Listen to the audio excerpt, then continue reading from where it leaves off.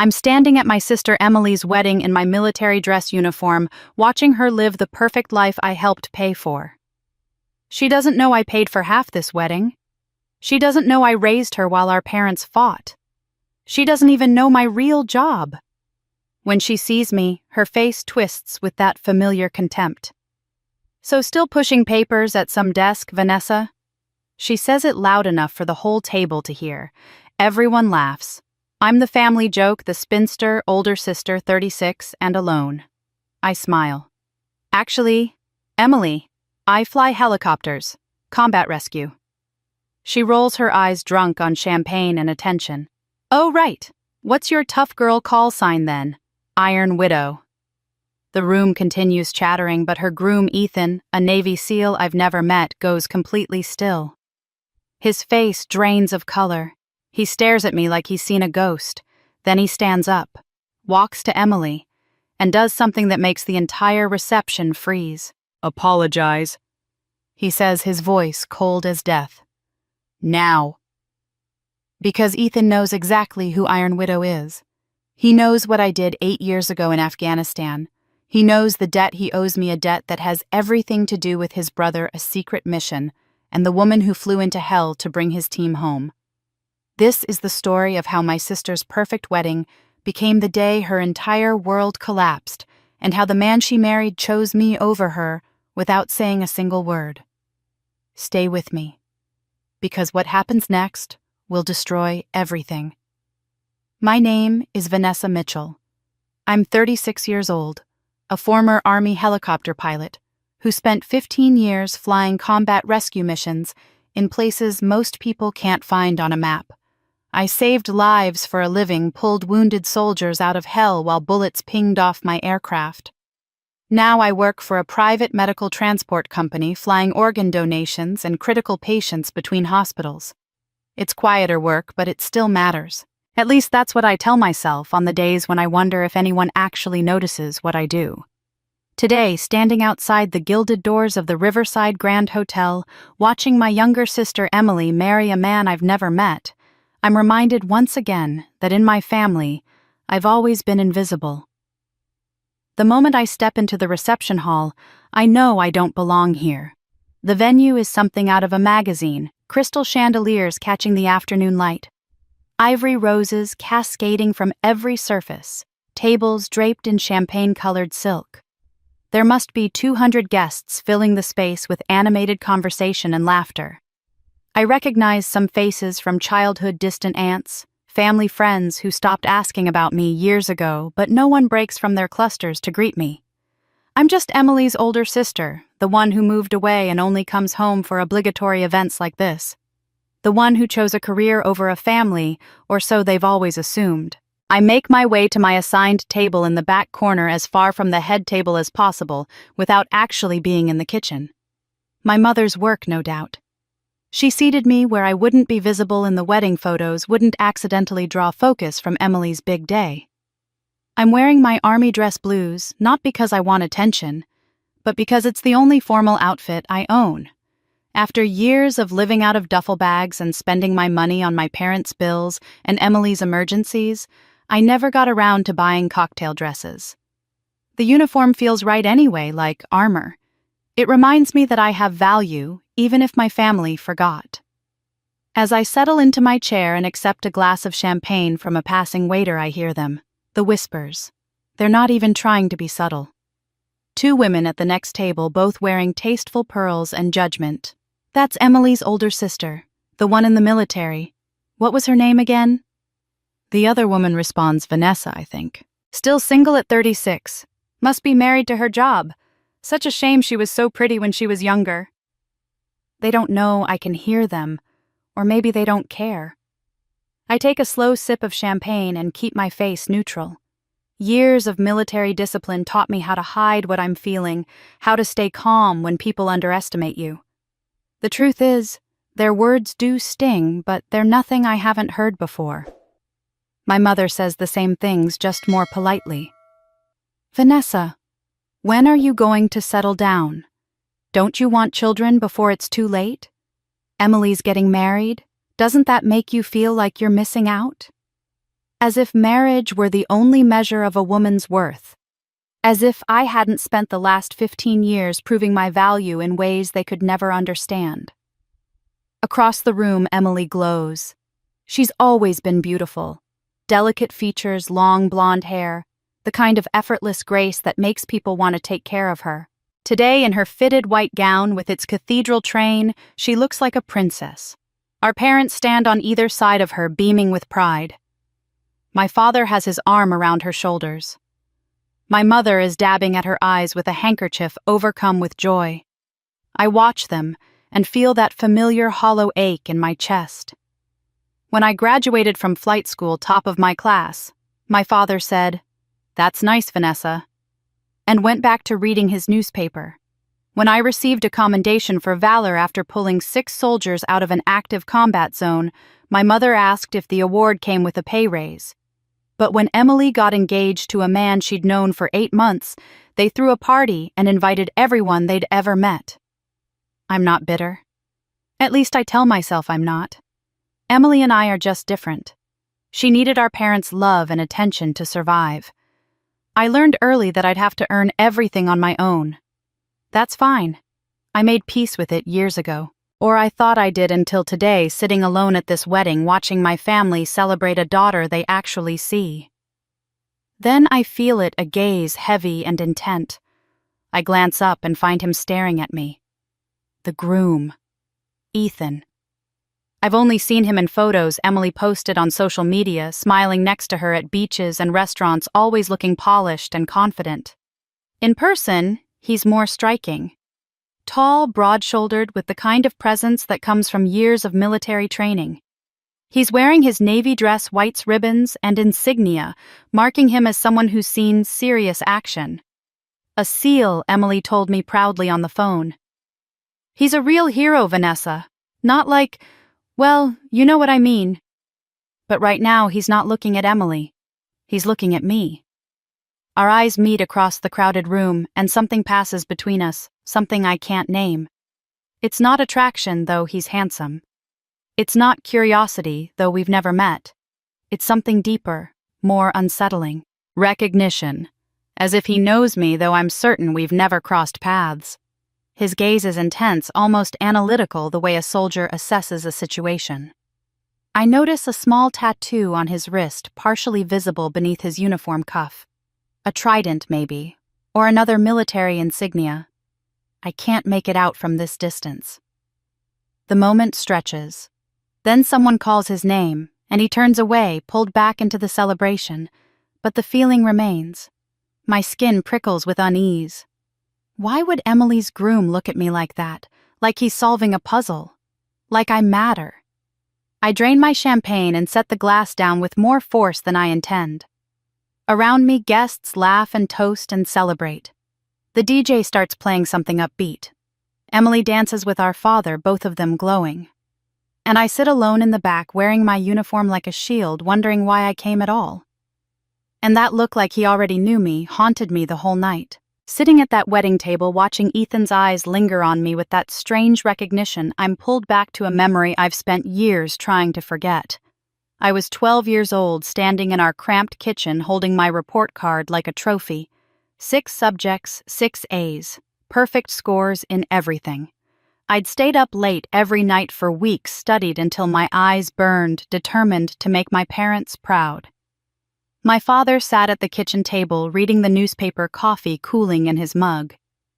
I placed the report card in front of him, my heart hammering with anticipation. He glanced at it for maybe 3 seconds, nodded once, and said, "That's what we expect from you, Vanessa." Then he went back to his paper. No smile, no congratulations. Just expectation, as if excellence were my baseline obligation rather than an achievement. 2 days later, Emily came home with her report card. She was 8, still in elementary school, and she'd gotten a B+ in math. Just 1 B+ surrounded by C's and a single A in art. My mother saw it and actually squealed with delight. "Emily, you brought your math grade up. Oh, sweetheart, we're so proud of you." Within an hour, my mother was on the phone inviting relatives over for a celebration dinner. That weekend we had Emily's favorite meal, lasagna garlic bread and chocolate cake, all because she'd managed to scrape together a B+. I sat at that table pushing food around my plate and understood something fundamental about my place in this family. Emily was celebrated for trying. I was only noticed when I failed. The pattern repeated itself in countless ways over the years. When Emily made the cheerleading squad after 3 attempts, my parents bought her new pom-poms and threw a party. When I won the regional science fair, my father asked if the prize money would help pay for Emily's cheer uniform. When Emily got asked to homecoming by a boy she'd been crushing on, my mother cried happy tears and took her dress shopping. When I was accepted into a prestigious summer aviation program for high school students interested in military careers, my mother said, "That's nice, dear. But can you still babysit Emily while we're at the lake house that week?" I learned to make myself small, to tuck my accomplishments into corners where they wouldn't take up space that belonged to Emily. I became the responsible one, the dependable one, the one who could be counted on to manage herself while everyone else managed Emily. The worst part wasn't the lack of praise. It was the fact that I became Emily's caretaker without anyone ever asking if I wanted the job. Our parents fought constantly about money, about my father's long hours at work, about my mother's spending about everything and nothing. Their arguments would erupt after dinner, voices rising until the walls seemed to shake. Emily would run to her room crying, and I would follow. I'd sit on her bed and hold her while she sobbed into my shoulder, stroking her hair and telling her everything would be okay. I was the one who helped her with homework when our parents were too distracted. I was the one who made her breakfast when our mother couldn't get out of bed after a particularly bad fight. I was the one who checked under her bed for monsters and promised her that families fought sometimes, but it didn't mean they didn't love each other. My mother would collapse in the living room weeping about how hard her life was, how she never imagined marriage would be this difficult. My father would storm out, slamming the door so hard the pictures rattled on the walls. And I would wait until Emily fell asleep, then go downstairs and clean up the emotional wreckage. I'd make tea for my mother, sit with her while she cried, listen to her complaints about my father. I'd pick up whatever had been thrown during the argument, put the furniture back in place, restore order to the chaos.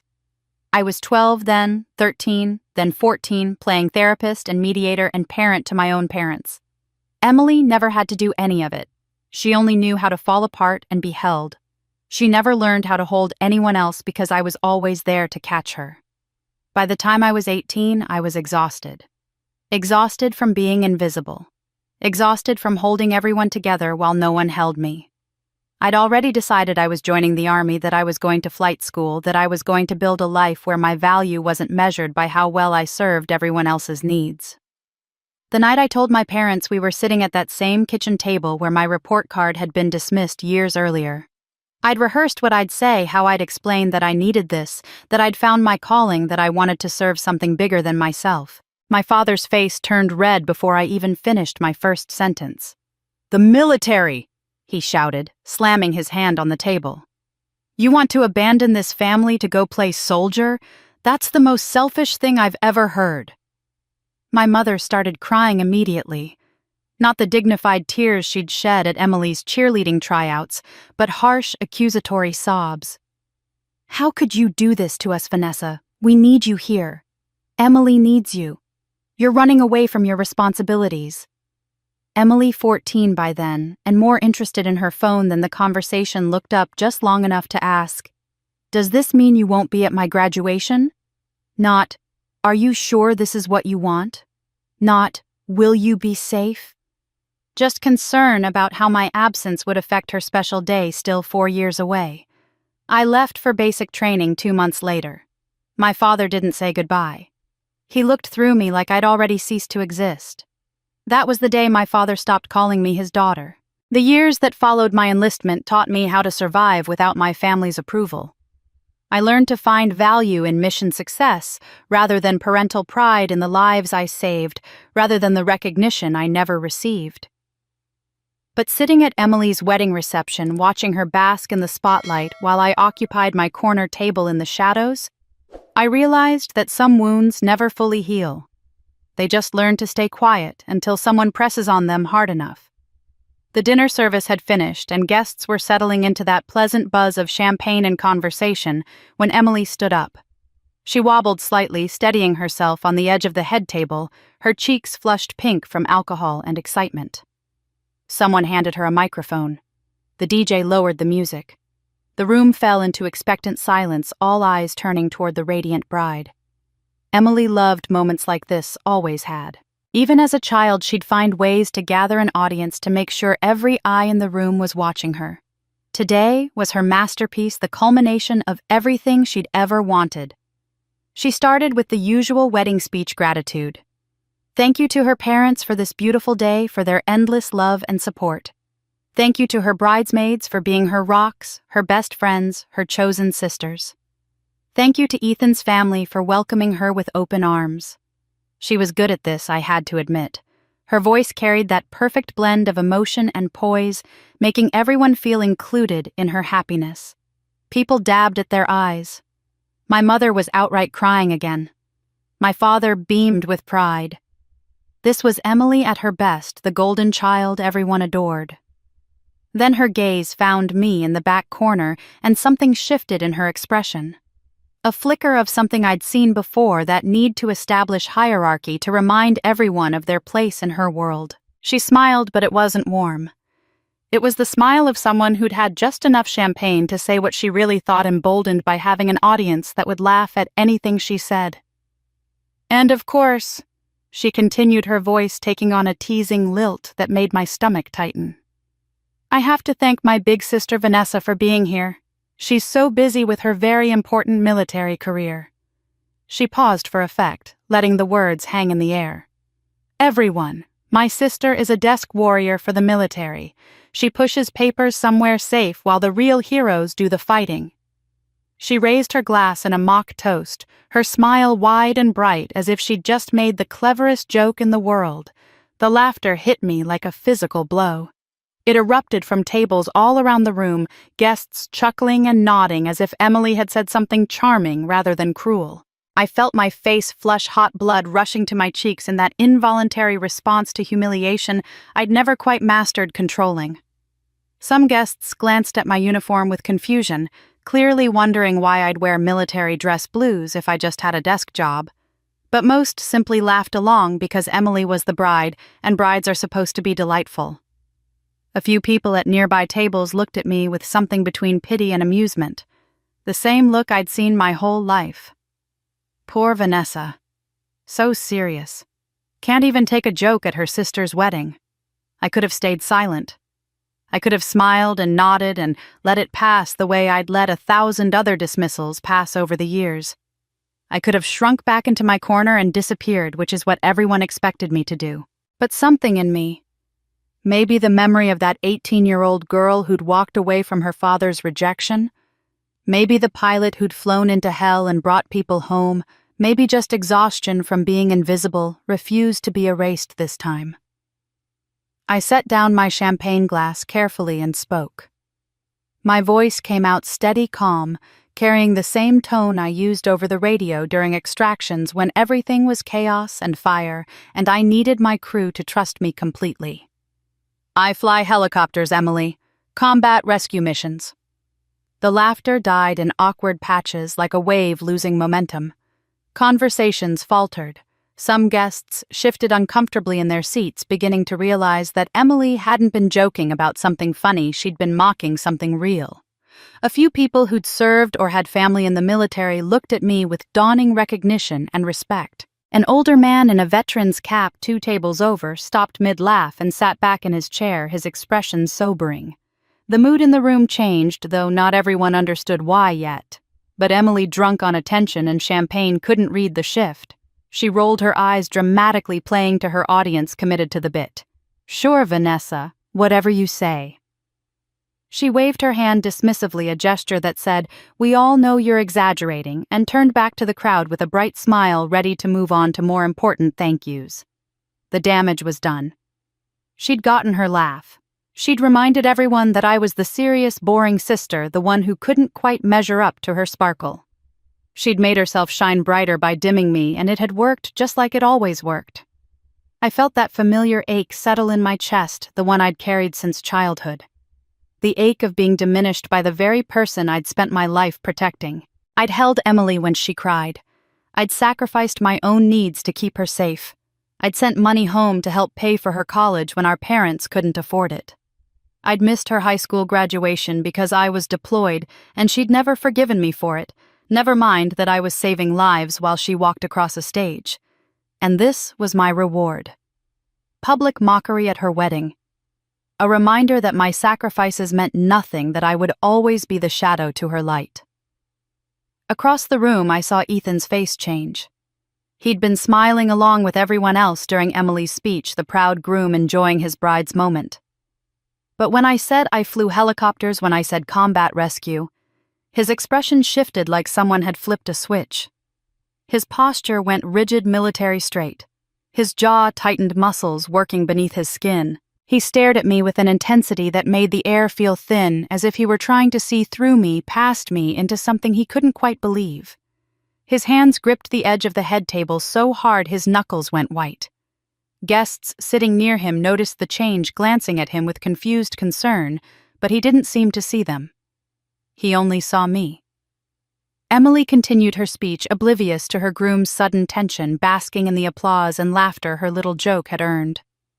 I reached for my purse, ready to leave as quietly as I'd arrived, to slip out the back and drive home and forget I'd ever come. This was a mistake. I should have known better than to expect anything different. But then someone at a nearby table, one of Ethan's military friends, judging by his haircut and bearing, leaned over and asked loud enough for others to hear, "Wait, you're Army Aviation, what's your call sign?" I hesitated. Call signs weren't something you advertised to civilians. They were earned in combat, given by your unit, and they carried weight in military circles. Mine carried more weight than most. But I was tired of being invisible, tired of letting Emily rewrite who I was to make herself feel bigger.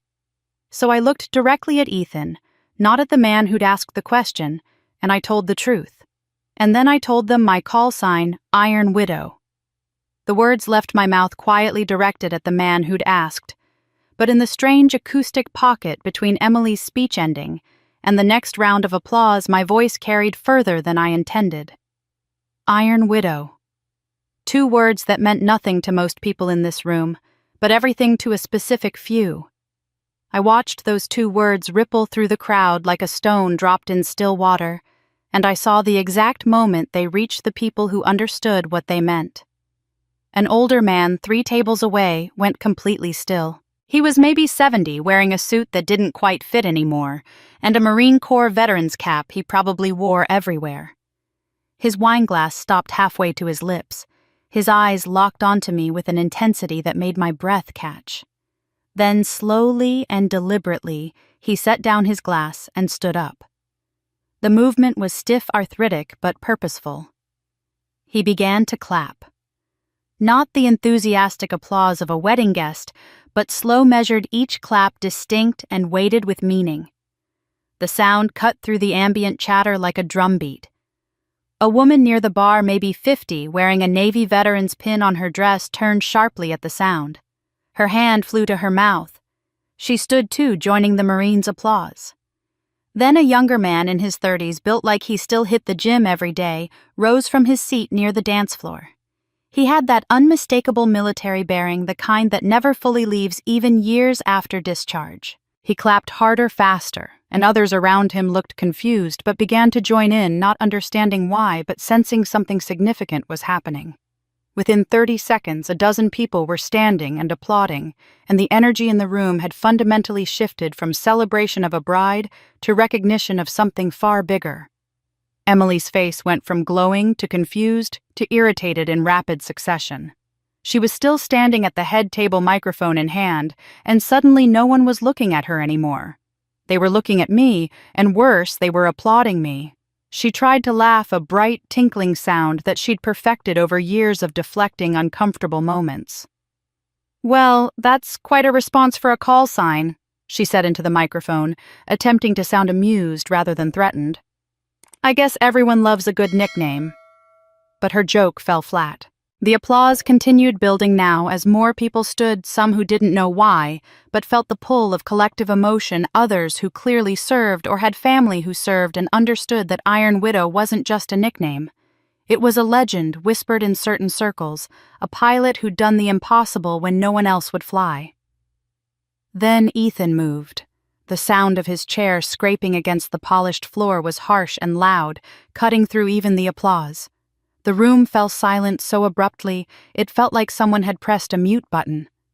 Every eye turned to him.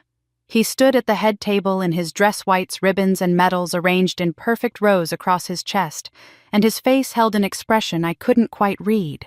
Not anger, not joy. Something deeper and more complex, like he'd just solved a puzzle that had been haunting him for years. Without a word, without even glancing at Emily, he stepped down from the elevated head table and began walking toward me. The crowd parted instinctively. Guests moved their chairs back, creating a pathway between us. I heard whispers starting confused murmurs about what was happening, why the groom was leaving his bride during her moment. My heart hammered in my chest. Part of me wanted to sit back down to make myself small again to let this moment pass. But I'd spent too many years making myself small. So I stayed standing, my hands clasped in front of me, watching this Navy SEAL cross the reception hall with the kind of focus and intensity I recognized from my own combat experience. This was a man on a mission. He stopped directly in front of my table, close enough that I could see the flecks of gold in his brown eyes, close enough to notice the small scar above his left eyebrow. Then in one fluid motion that spoke of thousands of hours of training and discipline, he brought his hand up in a formal military salute. It was perfect textbook, the kind of salute you render to a superior officer, or someone who's earned the highest respect. His back straight, his eyes locked on mine, his entire bearing communicating honor and gratitude. "Thank you for your service, ma'am," he said. His voice wasn't loud, but it carried to every corner of that silent room. There was something in his tone that made my throat tighten. Something raw and genuine that had nothing to do with wedding day politeness and everything to do with something real and earned and true. I hadn't been saluted in years. Since leaving active duty, I'd existed in the civilian world where my service was background information, a fact people nodded at politely before changing the subject. But this salute reached something deep inside me, something I'd protected and hidden away. My body responded before my mind caught up. I snapped to attention, muscle memory taking over, and returned his salute with the same precision and respect. For a moment we stood there, two veterans acknowledging each other in the language we'd both learned in service to something bigger than ourselves. Then the room exploded. The applause that had started uncertainly now roared to life with genuine feeling. People surged to their feet, some wiping their eyes, others smiling with that fierce pride people feel when they witness something authentically honorable. Phone cameras appeared recording this moment that had somehow become more memorable than any planned wedding tradition. The older Marine was crying openly, still clapping. The woman with the Navy pin had her hand over her heart. Even guests who'd never served seemed moved by something they couldn't quite name but recognized as important. I dropped my salute, suddenly overwhelmed and uncertain.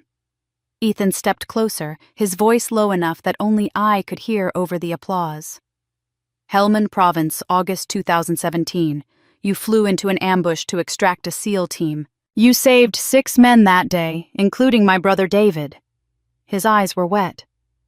"He died 3 months later in another op, but he lived long enough to tell me about the voice on the radio who stayed calm when everything was on fire, who promised she'd bring them home and did. He called you Iron Widow." My knees went weak. Helmand Province. I remembered. Of course I remembered. You don't forget missions like that, the kind where you're flying through tracer fire and your co-pilot is screaming and you're running calculations in your head about whether your bird can take one more hit. I'd pulled 6 men off that ridge, so shot up with adrenaline I didn't realize I'd been grazed by shrapnel until we landed. But I never knew their names. You usually don't in combat rescue. They're just coordinates and voices and bodies you load into your helicopter and pray you can keep alive long enough to reach the hospital. I looked past Ethan to the head table where Emily stood frozen, her face cycling through emotions too quickly to track. Pale white to flushed red, confusion to understanding to pure rage. Her hands trembled at her sides, one still clutching the microphone she'd forgotten she was holding. This was her wedding, her carefully orchestrated day where she was supposed to be the center of every photograph, every memory, every story people would tell afterward. But the applause wasn't for her. The phone's recording weren't capturing her. The moment everyone would remember from Emily's wedding wasn't the first kiss or the first dance. It was this, her groom saluting her sister. The sister she'd just publicly mocked. The sister she'd spent a lifetime trying to diminish. She tried to smile, tried to lift her hands to join the applause, but they shook so badly she had to clasp them together. A bridesmaid touched her arm, saying something I couldn't hear. My mother looked stricken, torn between pride in me and horror at Emily's obvious distress. My father's face was unreadable, but he wasn't clapping. Ethan still hadn't returned to Emily's side. He remained near me, and I realized he was speaking again, telling me something about his brother's journal about a promise he'd made. That moment of respect echoed longer than any applause, and it broke something in Emily forever. I left the reception shortly after Ethan's salute slipping out while guests were still processing what they'd witnessed. I didn't say goodbye to Emily or my parents. I just wanted to get home to the quiet sanctuary of my apartment, where no one was watching me, where I could breathe without feeling the weight of expectation or judgment. I drove the 2 hours back to my place in silence, windows down, letting the night air clear my head. By the time I pulled into my parking spot, I'd almost convinced myself that the evening would fade into family history, just another uncomfortable Mitchell family gathering that we'd all pretend never happened. I was wrong. I woke up the next morning to 17 missed calls and 43 text messages. My phone was vibrating continuously, notifications piling up so fast I couldn't read them. Confused and still groggy, I opened my messages to find links from people I hadn't spoken to in years, from old army buddies, from distant relatives, even from my apartment building's management office. Every link led to the same thing: video footage of last night. Someone had recorded Ethan's salute, and that someone had posted it online. Within hours, it had spread like wildfire across every social media platform I didn't use and couldn't control. The video was everywhere. On TikTok, it had been set to dramatic music and already accumulated 3 million views. On Twitter, it was accompanied by threads dissecting every detail, praising Ethan's gesture and condemning Emily's mockery. Instagram Reels showed the moment from multiple angles, guests' cell phones having captured the scene from different positions around the room.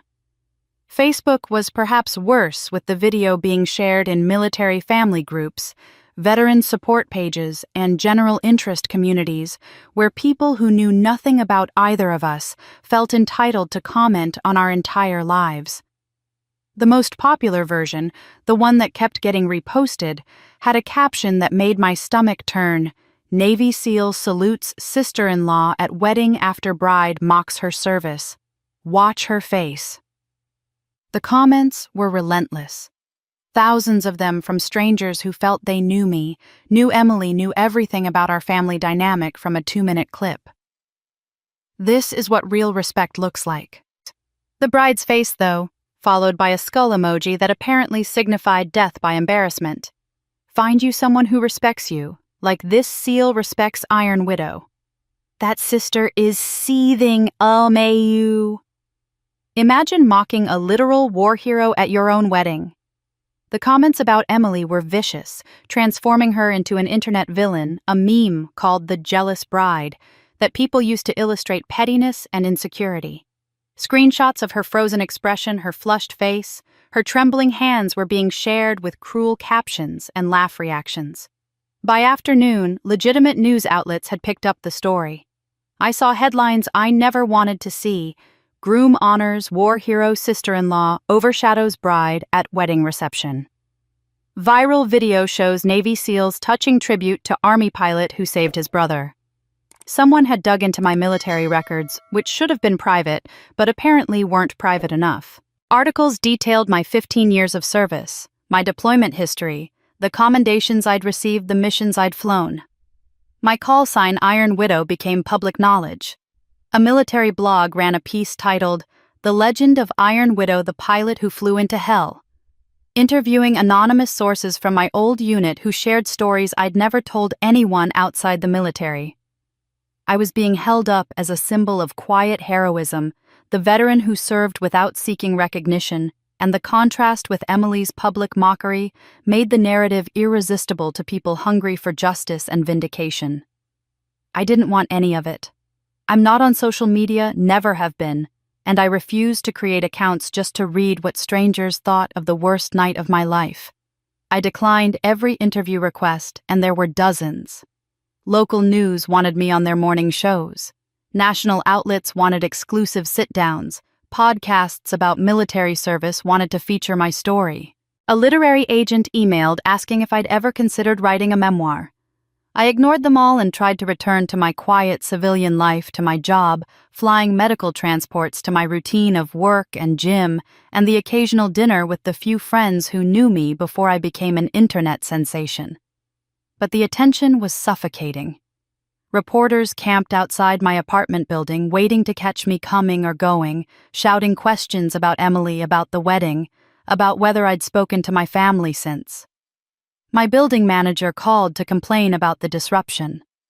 Former soldiers I'd served with, people I hadn't heard from in years, reached out publicly on their own social media platforms, posting their own tributes and thank yous, tagging me even though I had no accounts to tag. My work email, which was supposed to be for coordinating medical flights, flooded with messages from strangers thanking me for my service, sharing their own military stories, asking for advice, offering support I hadn't requested.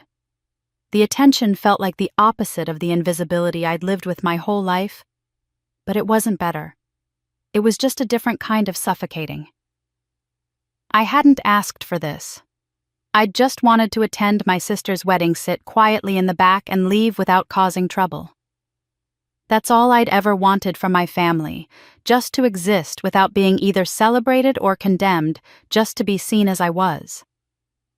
Instead, I'd become a symbol, a character in a story millions of people were telling each other about respect and heroism and family dysfunction, and none of them knew me at all. 3 days after the wedding, when I'd finally managed to stop checking my phone every 5 minutes, when the reporter stationed outside my building had given up and left, when I thought maybe the storm was beginning to pass. My phone buzzed with a text from an unknown number. I almost deleted it without reading, assuming it was another stranger with an opinion about my life. But something made me open it. The message read, "We need to talk, not about the wedding, about Afghanistan, about what you did 8 years ago. You probably don't remember, but I do. Meet me." It was signed simply, Ethan. My heart began to race, that old combat instinct kicking in when something doesn't add up, when the situation is more complex than it appears. Afghanistan. 8 years ago, I'd flown dozens of missions during my deployments, pulled countless soldiers out of bad situations, saved lives I never learned the names attached to. That was the nature of combat rescue. You were a voice on the radio, a bird in the sky, coordinates and timing and adrenaline. You didn't usually know who you saved or what happened to them after you dropped them at the field hospital. How could Ethan possibly be connected to my past? What did he know that I didn't? And why now, after everything that had just happened, did he need to tell me? I stared at the message for a long time, my thumb hovering over the delete button. Part of me wanted to erase it, block the number, pretend I'd never seen it. I could disappear, change my number, maybe even move to a different city where no one knew about the viral video or my call sign or any of it. But another part of me, the part that had always flown toward danger instead of away from it, needed to know. He said there was something I needed to know about the past I'd tried to forget. I responded to Ethan's text with a single word: where? He suggested a cafe 40 miles outside the city, a place neither of us would be recognized far enough from the media circus that had consumed the last 3 days. I drove there the next morning, my hands tight on the steering wheel, my mind cycling through possibilities. What could he possibly need to tell me about Afghanistan that was so urgent, so private, that it couldn't wait or be discussed over the phone? The knot in my stomach tightened with every mile. The cafe was exactly what I'd hoped for. Small, quiet, tucked into a strip mall between a laundromat and a hardware store. Only 3 other customers occupied the scattered tables when I arrived. Ethan was already there, sitting in the back corner with his back to the wall the way people with combat experience always sit. He wore jeans and a plain gray shirt, civilian clothes, that made him look younger and more vulnerable than he had in his dress whites. Dark circles shadowed his eyes. He looked like he hadn't slept since the wedding. I slid into the seat across from him, and for a moment, neither of us spoke. Finally, he broke the silence. "I'm sorry about what happened at the reception. I didn't plan that. I didn't mean to hijack Emily's wedding or put you in the spotlight." His voice was rough, sincere. "But when you said what you did, when you said your call sign, something inside me just snapped. I couldn't let her mock you like that. Not you." I wrapped my hands around the coffee cup the waitress had placed in front of me, needing something to hold. "You said this was about Afghanistan, about 8 years ago." He nodded slowly, his eyes searching my face as if trying to find the right words. Then he asked, his voice careful and deliberate, "Do you remember a mission in Helmand Province, Afghanistan, August 2017? A SEAL team ambushed extraction under heavy fire." The coffee cup trembled in my hands. Everything inside me went still and cold the way it always did when someone mentioned that mission. I remembered. God, I remembered. You don't forget missions like that, the ones where you know you're probably going to die, but you go anyway because 6 men are counting on you to be insane enough to try. The Taliban had the high ground firing from 3 positions, and the SEAL team was pinned in a dried riverbed with nowhere to go. Every other helicopter in the area had been grounded due to the intensity of the fire. Command was calling it a loss, preparing to send in ground reinforcement that would take hours to arrive. Hours those men didn't have. I'd been the ranking pilot on duty. I'd made the call. We were going in. My co-pilot had looked at me like I was crazy, but he'd strapped in anyway because that's what you do. We flew low and fast terrain masking to avoid the worst of it, but once we reached the extraction point, we were exposed. I could hear the rounds hitting the hull, that distinctive metallic ping that meant your aircraft was taking damage, and all you could do was pray. Nothing critical got hit. My co-pilot was screaming coordinates and warnings.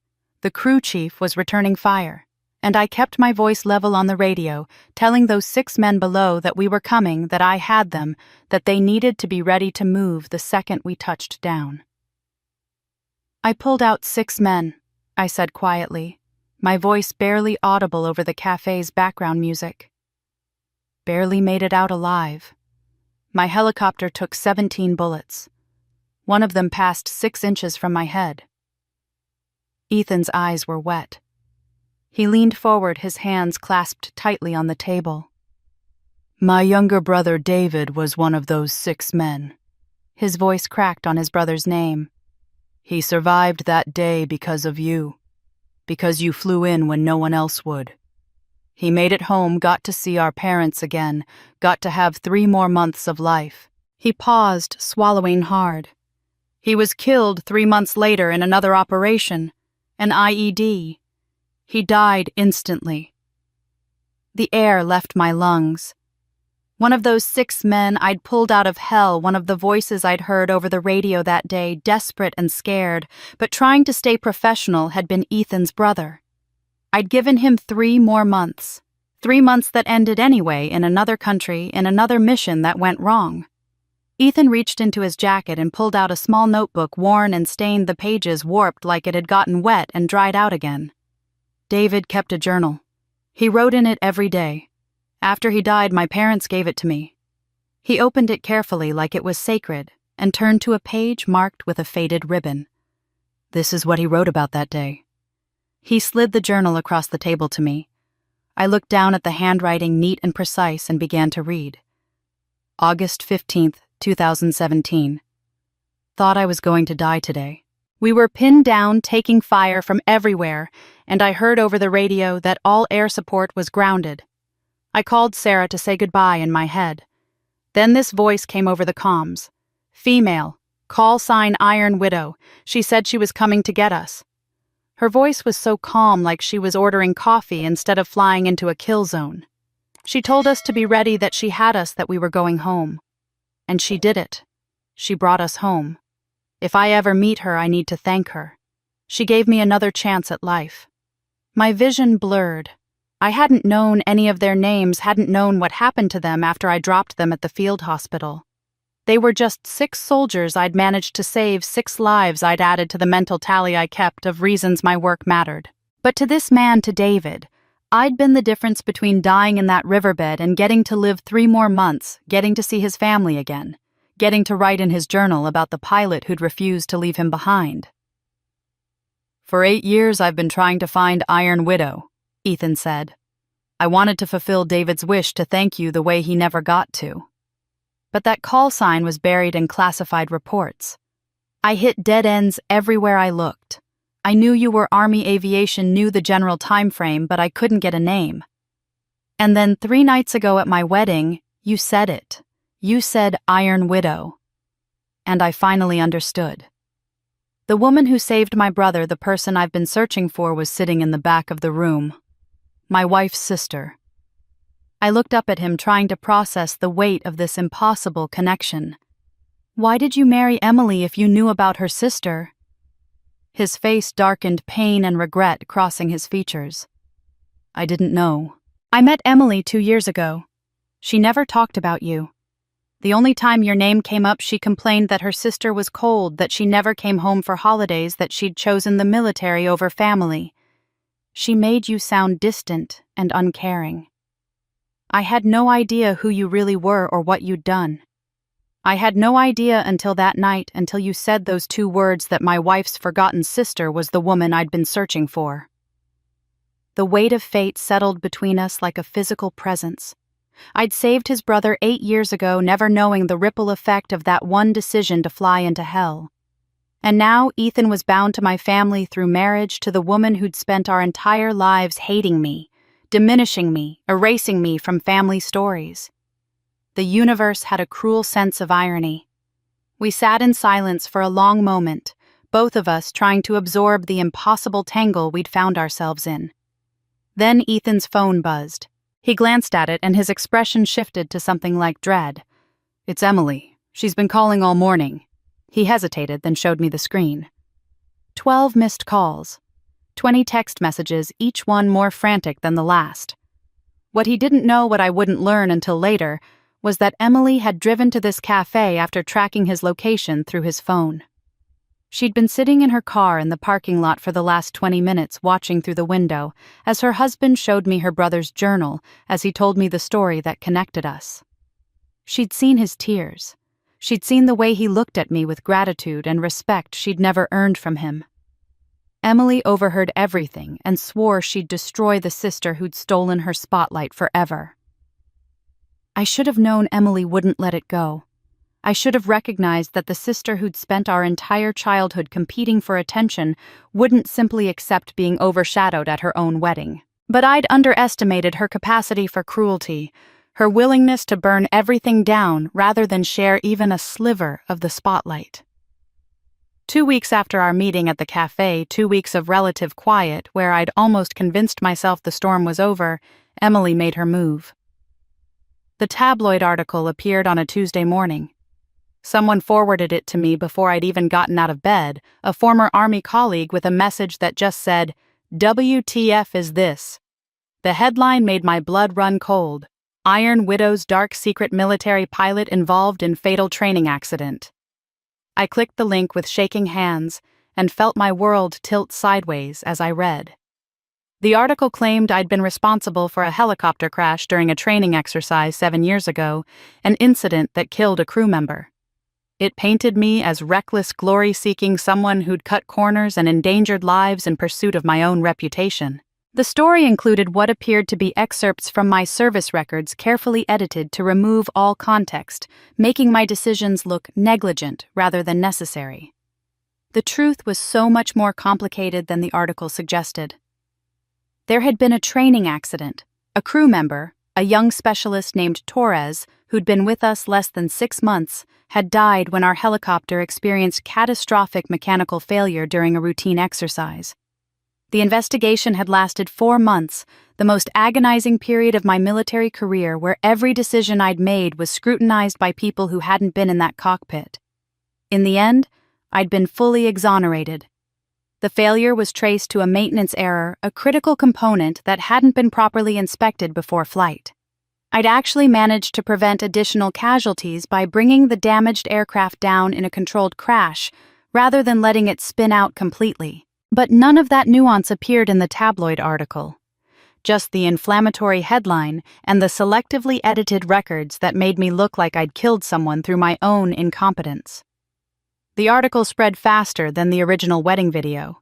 Within hours, it was everywhere, shared with the same enthusiasm people had shown when celebrating my heroism.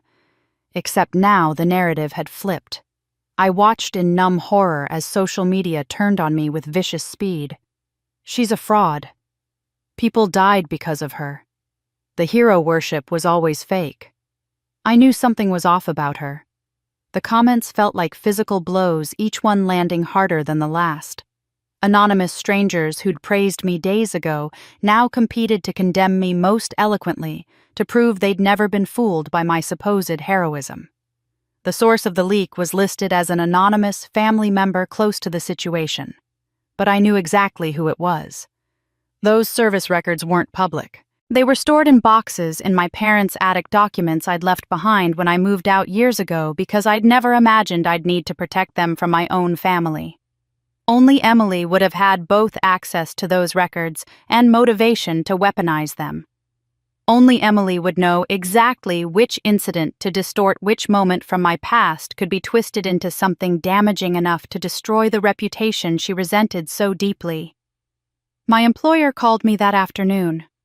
The director of operations, a retired Air Force colonel I'd always respected, sounded pained but firm. "Vanessa, we're placing you on administrative leave pending our own review of the situation. I know you were cleared by the Army, but with the current media attention and the public nature of these allegations, we need to do our due diligence. I'm sure you understand." I did understand. I understood that my nearly 2 decades of spotless service, my hundreds of successful missions, my dedication to safety and excellence meant nothing compared to one sensationalized headline. I was grounded effective immediately. The professional fallout was swift and devastating. Former colleagues who'd reached out after the wedding video to congratulate me and share their own stories now avoided my calls. My inbox, which had been flooded with messages of support, went suddenly quiet. A training seminar I was scheduled to speak at next month sent a terse email uninviting me, citing unforeseen scheduling conflicts. The aviation community is small and tight-knit, and reputation is everything. Once that's compromised, even temporarily, even falsely, the damage spreads like rot through wood. I drove to my parents' house that evening, rage and desperation warring inside me. I needed them to admit what Emily had done to stand up for me the way they'd never managed to do before. My mother answered the door looking tired and defensive before I'd even said a word. I asked her directly if Emily had taken those records, if she'd leaked them to the press. My mother's face tightened. "I don't know what Emily did or didn't do, Vanessa. She's been very upset since the wedding. The whole internet has been calling her terrible names. This wedding attention hurt her deeply. Can't you just let it go?" The words hit me like a slap. My career was being destroyed. My reputation shredded, my ability to do the work I loved, stripped away, and my mother was asking me to let it go because Emily's feelings were hurt. My father stood behind her, silent and useless as always, offering nothing. I realized in that moment that I would never get what I needed from them. They would always choose Emily's comfort over my justice. They would always ask me to be the bigger person to sacrifice, to absorb the damage so Emily didn't have to face consequences. Ethan tried to help. He posted the full investigation report on his social media, explaining in detail that I'd been completely exonerated, that the accident had been mechanical failure beyond my control. He wrote passionately about my service record, about the lives I'd saved, about the integrity I'd always shown. For a brief moment, I thought maybe his voice would cut through the noise that people would listen to someone they respected. But Emily was working on him too, and she knew exactly which buttons to push. She called me crying one night, her voice breaking, as she told Ethan that I was trying to ruin their marriage, that I cared more about clearing my name than about their relationship. She accused me of manipulating him, of using his guilt about his brother to turn him against her. "She's doing this on purpose," I heard her sob in the background when Ethan called to explain why he had to take down his posts. "She's always been jealous of me. Now she wants to destroy my marriage too." Ethan was torn between the truth he knew and the wife crying in his arms. His SEAL team buddies weighed in too, warning him in terms I later learned about. "Don't get involved in family drama. It'll destroy you. Let them work it out themselves." When Ethan called to apologize, to explain that he couldn't keep defending me publicly without destroying his marriage, I told him what I should have said from the beginning. Stop defending me. I appreciate what you tried to do, but this isn't your fight. I'm used to fighting alone." It was true. I'd been fighting alone my entire life, standing up for myself while my family stood together against me. This was no different. Just another battle where I had no backup, no support, no one in my corner. When they took my wings, I learned how to fight on the ground. With no job, no reputation, and no family willing to stand beside me, I had nowhere left to go but back to the place where it all started. The childhood home sat on a quiet street in the suburbs, a modest 2-story house with faded blue siding and a front porch that sagged slightly on one side. My father had bought it 30 years ago when he and my mother were newlyweds, full of optimism about the life they'd build together. He'd died in this house 5 years ago, a heart attack in his sleep that took him before anyone could say goodbye. My mother still lived here alone, too stubborn or too attached to memories to downsize into something more manageable for a woman her age. Emily hadn't visited in over a year, too consumed with wedding planning and her new marriage to make the 2-hour drive to see the woman who'd raised her. I pulled into the driveway on a gray afternoon in early October, the trees already shedding their leaves, and felt the weight of every memory this place held. I'd called ahead to tell my mother I was coming to stay for a while, that I needed some time away from the city. She'd sounded confused on the phone, asking twice who was calling before finally recognizing my voice. Her confusion had worsened over the past year, small moments of forgetfulness blooming into longer stretches where she seemed untethered from the present. Walking through the front door felt like stepping into a time capsule. Nothing had changed. The same worn couch sat in the living room. The same family photos lined the hallway. The same smell of old coffee and lavender air freshener hung in the air. I carried my suitcase upstairs to my old bedroom, which my mother had left exactly as I'd kept it in high school. And then I wandered through the house like a ghost, revisiting the scenes of its former life. In the kitchen, I stood at the counter where I'd made Emily breakfast every morning before school, packing her lunch, while she complained about having to wake up early. In the living room, I remembered positioning myself between Emily and our parents during their worst fights, absorbing their anger so it wouldn't reach her. In the attic, accessed by a pull-down ladder in the hallway, I'd hidden, when the weight of being the family's invisible foundation became too much to bear, sitting among boxes and old furniture where no one thought to look for me. Every corner of this house whispered of sacrifices no one had acknowledged, of the girl who'd held everything together while being told she wasn't doing enough. Being back here didn't bring comfort. It brought clarity about why I'd left and why I'd never truly been welcomed when I returned. My mother's condition became apparent within the first day. She'd forget she'd asked me a question and ask it again 5 minutes later. She'd start cooking dinner and then wander away, leaving pots on the stove. But what disturbed me most were the strange phrases she kept repeating, fragments of sentences that seemed to emerge from some deeper place than her normal confusion. "Your father's secret," she'd murmur while we sat at the kitchen table. "He tried to fix it. The box. Don't let her take it." At first, I dismissed it as dementia, the mind's way of creating connections that didn't exist, pulling together random memories into nonsensical warnings. But the phrases persisted, and they always came with an urgency that felt different from her other confusions.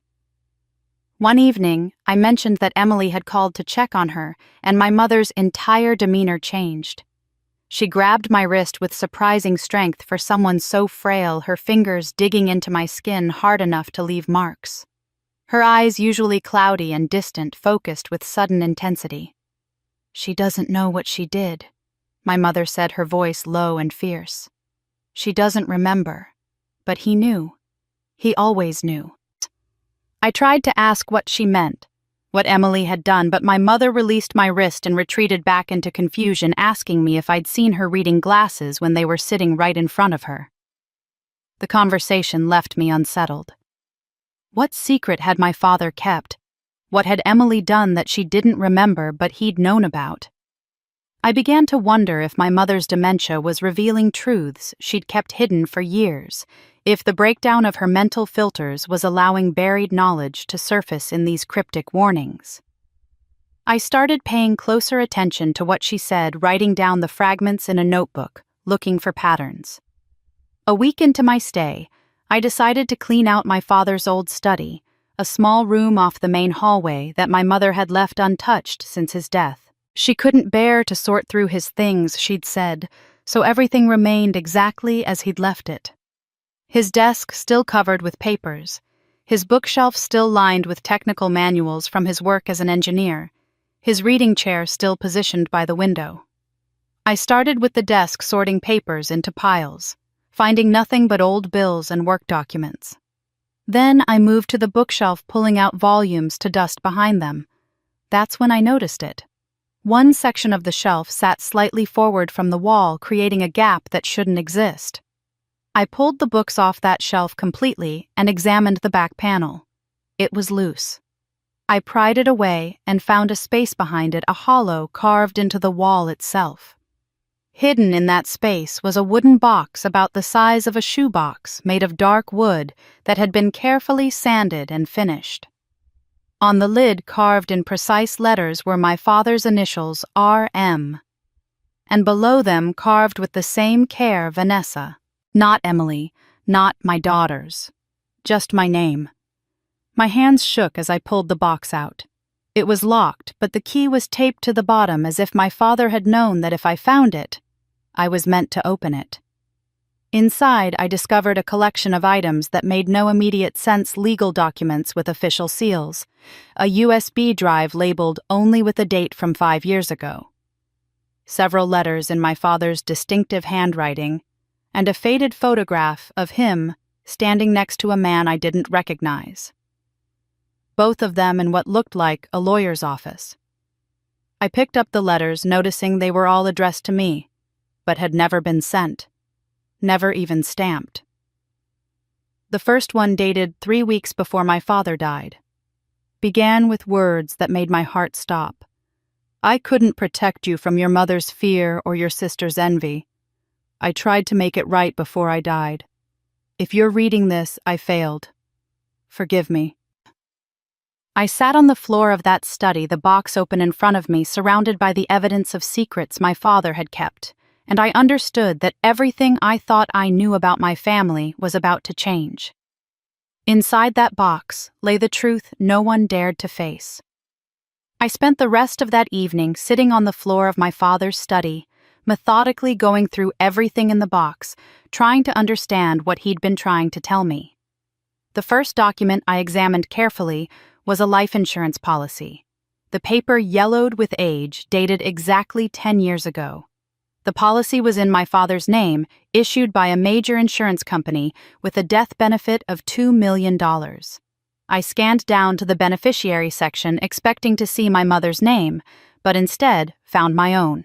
Vanessa Mitchell, listed as the primary beneficiary. The policy had been active for a decade, premiums paid faithfully every month. My father had designated me as the person who would receive this money if anything happened to him, and he'd done it 10 years ago, long before the wedding, long before any of the recent chaos. But clipped to the policy with a rusted paperclip was another document that made my heart race.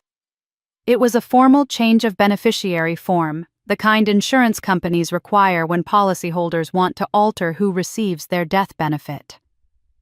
This form was filled out completely, every line of information provided in my father's careful handwriting. The new beneficiary section listed me again, Vanessa Mitchell, as the sole recipient. But this wasn't redundant. I looked closer and realized this was updating a different older policy one where my mother had originally been the beneficiary. My father had been changing everything over to me.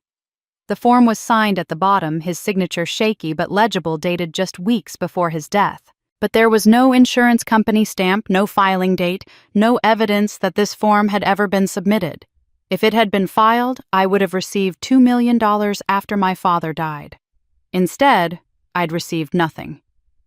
My mother had collected the insurance money, and according to what Emily had mentioned casually at a family dinner years ago, she'd given most of it to Emily for her wedding and down payment on a house. My hands trembled as I examined a small note attached to the form with a piece of tape that had turned brown with age. The handwriting was my father's, but shakier than usual, as if he'd written it while exhausted or ill. Vanessa deserves this. She gave up everything for this family. Emily will be fine. She has always been taken care of. If you're reading this, someone stopped me from filing this. Look at the dates. Trust no one. The words blurred as tears filled my eyes. My father had tried to make things right. He'd recognized finally that I'd been the one making sacrifices while Emily reaped the benefits. He'd wanted to ensure I received something, some acknowledgement of what I'd given. But someone had stopped him. I looked at the dates with obsessive focus, pulling out my phone to check the calendar from 5 years ago.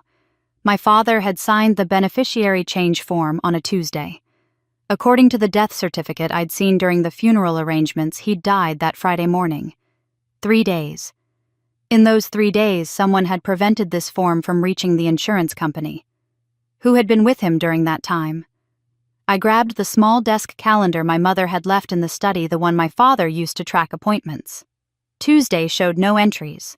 Wednesday had one notation, Dr. Chen, 2 p.m. Dr. Marcus Chen, our family physician, a man who'd been friends with my parents for decades and particularly close to my mother. Thursday's entry simply said, Emily dinner. My sister had visited that night, something I vaguely remembered hearing about after the fact since I'd been deployed at the time. Friday was blank, the day he died. My mother had been with him throughout. Emily had visited the night before his death, and Dr. Chen had seen him the day after he signed the form. One of them, or all of them together, had to know what happened to this document. One of them had prevented my father's final wish from being carried out. I picked up the USB drive with hands that wouldn't stop shaking. The small device felt impossibly heavy, loaded with information I both desperately needed and deeply feared. I opened my laptop, plugged in the drive, and waited as the files loaded. There were 7 audio files, each labeled only with a date. The earliest was from 6 weeks before my father's death. The most recent was dated the day he signed the beneficiary form. I clicked on that one first, needing to understand what had happened on that specific day. The recording began with ambient noise, the sound of papers shuffling, a chair creaking. Then my father's voice, weaker than I remembered it, but still unmistakably him. I'm doing this for Vanessa. She deserves to know she mattered. His words were slightly slurred, as if he were tired or medicated. I heard him moving around the scratch of a pen on paper. He was narrating his own actions, I realized, creating a record of what he was doing. I filled out the beneficiary change form. I'm signing it now. Tomorrow I'll take it to the insurance office myself. No one can stop this. Vanessa gave up her youth for this family. Emily will be fine. She's always been fine. Then I heard a door open. Footsteps. My father's voice, surprised. I thought you were at the store. And then another voice, sharp and accusatory, cutting through the recording with words that made my stomach drop. You're giving everything to her after everything Emily has been through. It was my mother's voice, filled with an anger I recognized from childhood, from all those times when I'd done something that somehow made Emily's life harder by comparison. More shuffling sounds, as if my father was trying to hide the papers. This isn't everything, he said, his voice defensive. This is just the insurance. The house is still yours. The savings account is still yours. But Vanessa deserves something. She's never asked for anything. My mother's voice rose, losing the tight control she usually maintained. Emily has been through so much. Her anxiety, her struggles with self-esteem, all because she grew up in Vanessa's shadow. You're going to reward Vanessa for making her sister feel inadequate. The logic was so twisted, so perfectly representative of how my mother had always seen our relationship that I felt physically sick. I'd been punished my entire life for being competent, for not needing as much attention, for making Emily feel bad simply by existing and succeeding. Emily has been coddled her entire life. My father said, his voice gaining strength, gaining certainty. Vanessa has been forgotten. This is the least I can do. There was a pause, heavy with tension. Then my mother's voice, colder now, controlled again. If you do this, you'll regret it. Emily is your daughter too. Think about what this will do to her. The recording ended abruptly, cut off mid-conversation, as if my father had reached over and stopped it. I sat frozen, staring at the laptop screen. My mother had known. She'd been there when my father signed the form. She'd argued against it, threatened him, tried to make him feel guilty for finally acknowledging my sacrifices. And then, in the next 3 days before he died, that form had never made it to the insurance company. I clicked on the next file, dated the following day, the day Dr. Chen had visited. And that voice in the background, I knew it too well. The second audio file was dated 2 days after the first, which meant it was recorded the day before my father died. I clicked play with a sense of dread settling into my bones, knowing that whatever I was about to hear would change everything. The recording began with the sound of a door opening, footsteps on hardwood. Then my mother's voice, higher pitched than usual, shaking with something between fear and anger. Emily, what are you doing in your father's study? Did you take the insurance form? There was a pause. The guilty silence of someone caught doing something they shouldn't. Then Emily's voice, and it was younger than I was used to hearing it, less polished. She'd been 31 when our father died, still living at home between jobs, still dependent on our parents for financial support. He's being ridiculous, Mom. He wants to give everything to Vanessa just because she joined the military. That's not fair. Her voice carried that same petulant tone I remembered from childhood, the sound of someone who'd never been denied anything and couldn't comprehend why she should start now. My mother's response was quieter, conflicted. Emily, you can't just destroy legal documents. That's a crime. Put it back. I could hear the weakness in her words, even through the recording, the way she was trying to assert authority while already preparing to back down. This was the mother I knew, the one who set boundaries for Emily, but never enforced them, who threatened consequences, but never followed through. I can't keep living in her shadow. Emily's voice broke into sobs, and I could picture her perfectly, tears streaming down her face, using emotion as a weapon the way she always had. Everything is always about perfect Vanessa. She's so brave, she's so strong, she saves lives. What about me? What about what I need? I'm tired of being the disappointment just because I'm not a war hero. The recording captured the sound of my mother comforting Emily, murmuring reassurances I couldn't quite make out. Then footsteps leaving the room, a door closing, and silence. My father's recording device had captured the confrontation, but he hadn't been present for it. He'd hidden the recorder in his study, I realized, suspecting that someone might try to interfere with his plans. He'd been right. I clicked on the third file, my hands shaking so badly I almost couldn't control the mouse. This recording was time-stamped later that same night, nearly 11 o'clock. It began with my father's voice, and the devastation in it was like a physical blow. You burned it. You burned the form. There was disbelief and heartbreak in those words, the sound of a man realizing his own daughter had betrayed him in the most fundamental way. Emily's response was immediate, desperate sobbing that made her words almost unintelligible. I'm sorry, Daddy, I just want you to love me as much as you love her. She was wailing now, the way she'd wailed as a child when she didn't get her way, except this wasn't about a toy or permission to go to a party. This was about $2 million and a lifetime of resentment finally erupting into action. My father's voice, when it came again, was breaking apart. "I've always loved you, Emily. But this isn't about love, this is about fairness. Vanessa sacrificed her youth for this family. She deserves—" And then the terrible sound. A gasp, sharp and pained. A crash, as if something heavy had fallen. The distinctive thud of a body hitting the floor. My mother's scream cut through everything else. "Call 911, he's having a heart attack." Emily's wailing intensified incoherent words of panic and regret. I could hear my mother on the phone with emergency services, her voice shaking as she gave the address as she described my father's symptoms as she begged them to hurry. The recording continued, and I forced myself to listen to all of it. The sound of my mother trying to perform CPR counting compressions out loud while Emily sobbed in the background. The sirens growing louder as the ambulance approached. The paramedics rushing in their professional voices, cutting through the chaos as they took over as they worked on my father with urgent efficiency. Someone must have touched the recording device because there was a scraping sound and then muffled audio, as if it had been moved or covered. But it kept recording through everything. 14 minutes of desperate attempts to save him.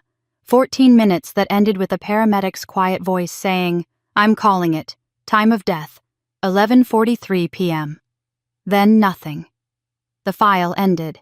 I sat in the darkness of my father's study, the laptop screen the only source of light, and let the truth wash over me in waves of grief and rage and terrible understanding. My father hadn't been murdered. No one had poisoned him or deliberately hurt him. But Emily's actions had killed him as surely as if she'd put a weapon in his hands. He'd had a heart condition, something I vaguely remembered hearing about years ago, controlled with medication and careful management of stress. The shock of discovering that Emily had destroyed the insurance form, that his own daughter had burned the document that represented his attempt to finally acknowledge my sacrifices, had triggered a massive cardiac event his weakened heart couldn't survive. Emily hadn't meant to kill him. She'd just wanted to keep the money to ensure that her position as the favored child remained unchallenged, even in death. She'd acted out of jealousy and entitlement and that toxic combination of insecurity and narcissism that had defined her entire life.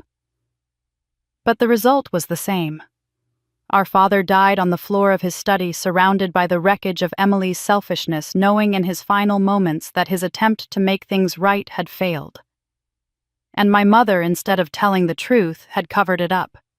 She'd never mentioned the insurance form to me. She'd never explained that my father had tried to leave me something that he'd finally recognized the imbalance in how they'd treated us. She'd collected the insurance money from the original policy, the one that listed her as beneficiary, and she'd given most of it to Emily. For the wedding, for the down payment on a house, for all the things Emily wanted and felt entitled to have.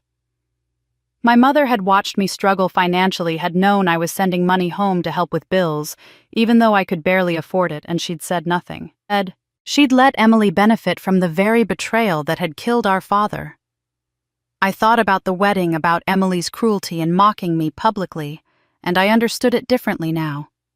She'd been living with this guilt for 5 years, this knowledge that she'd destroyed something precious, and it had cost our father his life. Every time she looked at me, she saw the person she'd stolen from.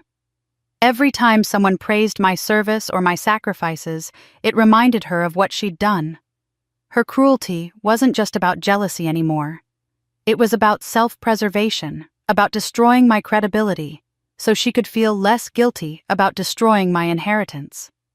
I closed the laptop and sat in complete darkness, tears streaming silently down my face. I thought about all the times I'd protected Emily, all the times I'd absorbed pain so she wouldn't have to feel it, all the years I'd spent being invisible so she could shine. And this was what it had earned me: a father who'd tried too late to make things right. A sister who'd rather see him dead than see me acknowledged. A mother who'd chosen protecting Emily over honoring my father's final wishes. Guilt, I realized, can be heavier than blood. I spent the rest of that night going through every document in the box, methodically cataloging what my father had left behind. The guilt of what had happened to him sat heavy in my chest, but beneath it grew something colder and more focused, the need to understand the full scope of what had been taken from me. Near the bottom of the box, beneath the USB drive and the insurance documents, I found another set of papers that made my breath catch. It was a will, handwritten on legal paper, my father's distinctive engineering-precise handwriting filling the pages. The document was dated the same day he'd signed the insurance beneficiary change form, which meant he'd spent that entire day trying to set things right before it was too late. I read through it carefully, my hands steady despite the rage building inside me. The will left the family home to me, along with all of his military memorabilia from his own service in the Navy, his personal savings account, and his collection of first edition books he'd spent decades accumulating. To my mother, he left the remainder of their joint accounts and his pension benefits. To Emily, he left his car and a small monetary gift of $10,000, along with a note that said she'd already received more than her share of support during his lifetime. The will was properly formatted, signed by my father, and notarized by 2 witnesses whose signatures and dates were clearly visible at the bottom. This was a legal document created with intention and care, but I'd never seen it before. After my father died, I'd been deployed in Germany, unable to get emergency leave in time for the funeral. By the time I made it home 3 weeks later, the estate had already been processed. My mother had told me there wasn't much that my father's medical bills had eaten through most of their savings, that the house would go to her and eventually to Emily since I was never around anyway. I'd accepted it because I was grieving and exhausted, and I'd never expected anything from my family. I hadn't known there was something to expect.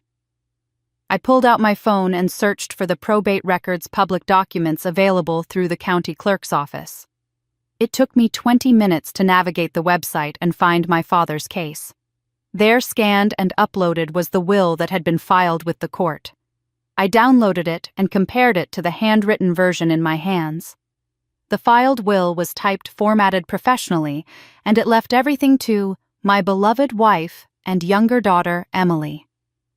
The reasoning given was that Vanessa has chosen a life independent of this family and has expressed no interest in maintaining our family home or legacy.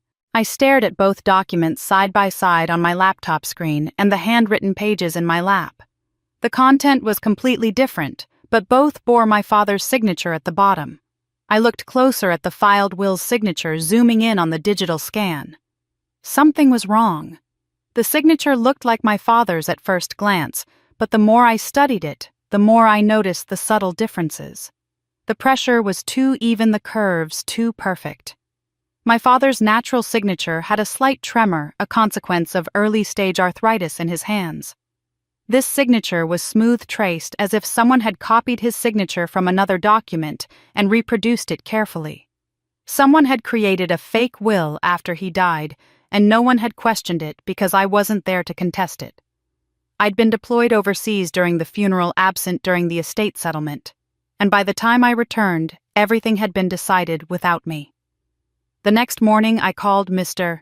Harrison, the attorney who'd handled my father's estate. I remembered him vaguely from my childhood, an elderly man who'd done legal work for my parents for decades. He was semi-retired now, his secretary informed me, but she could schedule an appointment for later that week. I told her it was urgent, that it concerned my father's estate and possible fraud. She put me through immediately. When I arrived at his office 3 days later, Mr. Harrison looked older than I remembered, his hair completely white. Now his movements slow and careful. I laid out the evidence on his desk without preamble. The handwritten will, the typed will from probate, the insurance documents, copies of the audio recordings. I watched his face drain of color as he examined everything, his hands trembling slightly as he turned pages. "I don't understand," he said finally, his voice thin. "Emily brought me that typed will the day after your father died. She was devastated, crying so hard she could barely speak. She said your father had dictated it to her in his final days because he was too weak to write, that he'd been worried about dying without proper arrangements." He looked up at me, and I saw genuine distress in his eyes. "I'd known your family for 30 years. I believed her. I never questioned it because Emily seemed so sincere and you were deployed and your mother confirmed everything Emily said. Did my father contact you before he died? I asked, keeping my voice level. Harrison nodded slowly, reaching for a desk calendar from 5 years ago that he apparently still kept. Your father called me 2 days before he died, he said quietly, running his finger down the entries. He said he was making important changes to his estate and would bring documents to my office that Friday. He sounded determined, clear-headed. I told him I'd block out time for him that afternoon. He looked at me with something like shame. He never made it. When I heard he'd died that Thursday night, I assumed the changes he'd mentioned never happened. I'm so sorry, Vanessa. If you have the original handwritten will, if you have proof of what he actually wanted, this changes everything. I left Harrison's office with a signed affidavit stating everything he'd just told me, his confession that he'd been deceived, his acknowledgement that the will he'd filed was likely fraudulent. I had what I needed to blow my family apart to expose Emily's crime and my mother's complicity in covering it up. But unlike Emily, who'd acted impulsively out of jealousy and destroyed evidence in a moment of panic, I wasn't going to rush into anything. I'd spent my entire military career planning complex operations, calculating risks, anticipating opposition. I would approach this the same way. Over the next week, I made copies of everything. Digital scans stored in encrypted cloud accounts. Physical copies placed in 3 separate safe deposit boxes at different banks. I gave one complete set to a friend from my Army days, with instructions to release them if anything happened to me. I wasn't being paranoid. I was being thorough. Then I scheduled consultations with 3 different attorneys who specialized in estate fraud and probate litigation. The third attorney, a sharp woman in her 50s named Patricia Chen, laid out the reality with brutal honesty. You have an excellent case, she said, reviewing my evidence with the focused attention of someone who recognized its value. The handwritten will, the notarization, the audio recordings proving Emily destroyed the insurance form, the attorney's confession that he was deceived. Any court would rule in your favor.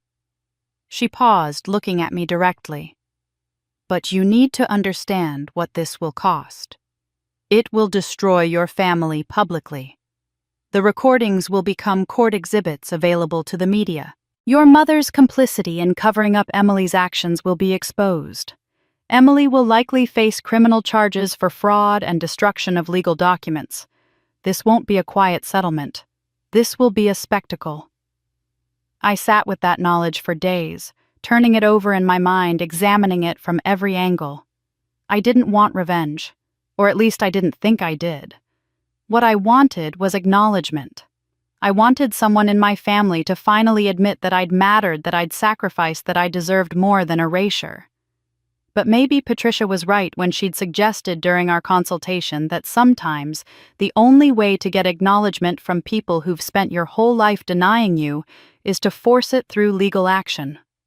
Maybe in my family, justice and revenge were the same thing, because nothing less than total exposure would make them see what they'd done. Justice, I realized, wasn't about rage, it was about timing. I was sitting at the kitchen table in my childhood home, surrounded by copies of documents and legal notes, trying to map out the exact sequence of events that had led to my father's death when someone knocked on the front door. My mother was upstairs napping, her afternoon routine that had become more frequent as her confusion worsened. I wasn't expecting anyone, and for a moment I considered not answering, too exhausted and emotionally raw to deal with whatever neighbor or distant relative might be checking in. But the knock came again, more insistent, and I pushed back from the table and went to see who it was. Ethan stood on the porch, still in his work clothes, looking like he'd driven straight here without thinking about it. His face was drawn tired in a way that went beyond physical exhaustion. When our eyes met, something passed between us, the recognition of 2 people who'd both been caught in the wreckage of Emily's selfishness. I know something happened to your father, he said without preamble. And I know Emily is involved. I should have asked how he knew, should have been more careful about who I trusted, but I was so tired of carrying this alone that I just stepped aside and let him in. We sat at the kitchen table and he told me what had been happening in his marriage since the wedding. He and Emily were barely speaking, sleeping in separate rooms, moving through their house like hostile strangers. Emily had become increasingly paranoid, making frantic phone calls to my mother at all hours, conversations that ended abruptly whenever Ethan walked into the room. He'd overheard fragments. "She can't prove anything. Just stay calm. Keep Vanessa away from family business." His SEAL training had taught him to read people, to recognize when someone was hiding something significant, and Emily was hiding something that terrified her. "I'm not here as her husband," Ethan said, his voice quiet but firm. "But I'm here as someone who owes you a debt I can never repay. My brother lived because of you. If you're fighting something, I want to help." I showed him everything. The box, the insurance documents, the wills, the audio recordings. I watched his face as he listened to my father's voice, to Emily admitting she'd burned the beneficiary form, to the sounds of my father's heart attack and death. When the recordings ended, Ethan sat in silence for a long moment, processing what he'd heard. Then he said, "We need to get your father's medical records. All of them." I'd thought the recordings were enough, that the evidence I had was complete, but Ethan saw angles I'd missed. We spent the next 2 days navigating the bureaucracy of medical record requests, using my status as next of kin and Ethan's military connections to expedite the process. When the files finally arrived, thick manila envelopes full of forms and reports, we spread them across the dining room table and began reading through every page. The autopsy report was straightforward, exactly what I'd been told 5 years ago: acute myocardial infarction, a massive heart attack caused by complete blockage of his coronary arteries. Cause of death was listed as natural, related to his existing heart condition. I'd read this report once before, shortly after the funeral, and it had seemed definitive. But Ethan read with the careful attention of someone trained to find details others missed. He stopped on page 7 in the toxicology section, his finger tracing a line of text. "Look at this," he said, turning the report toward me. "Diazepam levels. Do you see the numbers?" I looked where he was pointing. The toxicology screen showed elevated levels of diazepam in my father's system at the time of death. The number meant nothing to me, but there was a note from the medical examiner: level consistent with 50 mg dose, triple the standard 5 mg prescription. Not lethal, but unusually high for routine anxiety management. I remembered my father taking anxiety medication, small blue pills he kept in the bathroom cabinet, but he'd always been careful with medication, meticulous about following dosage instructions. Who filled his prescriptions? Ethan asked the critical question I should have thought to ask myself. We went back through the medical records until we found the prescription history. Every refill for the past 3 years had been called in by the same physician, Dr. Marcus Chen. The name made my stomach drop.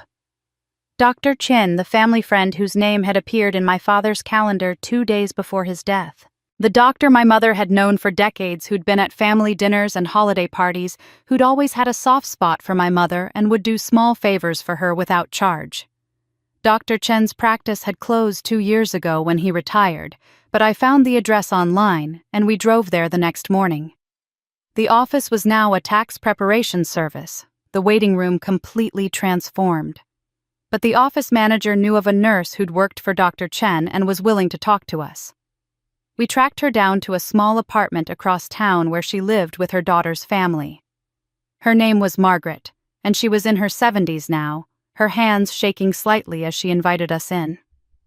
When we explained why we were there, when I told her about my father's death and the elevated diazepam levels, Margaret's face creased with sadness and something that looked like guilt.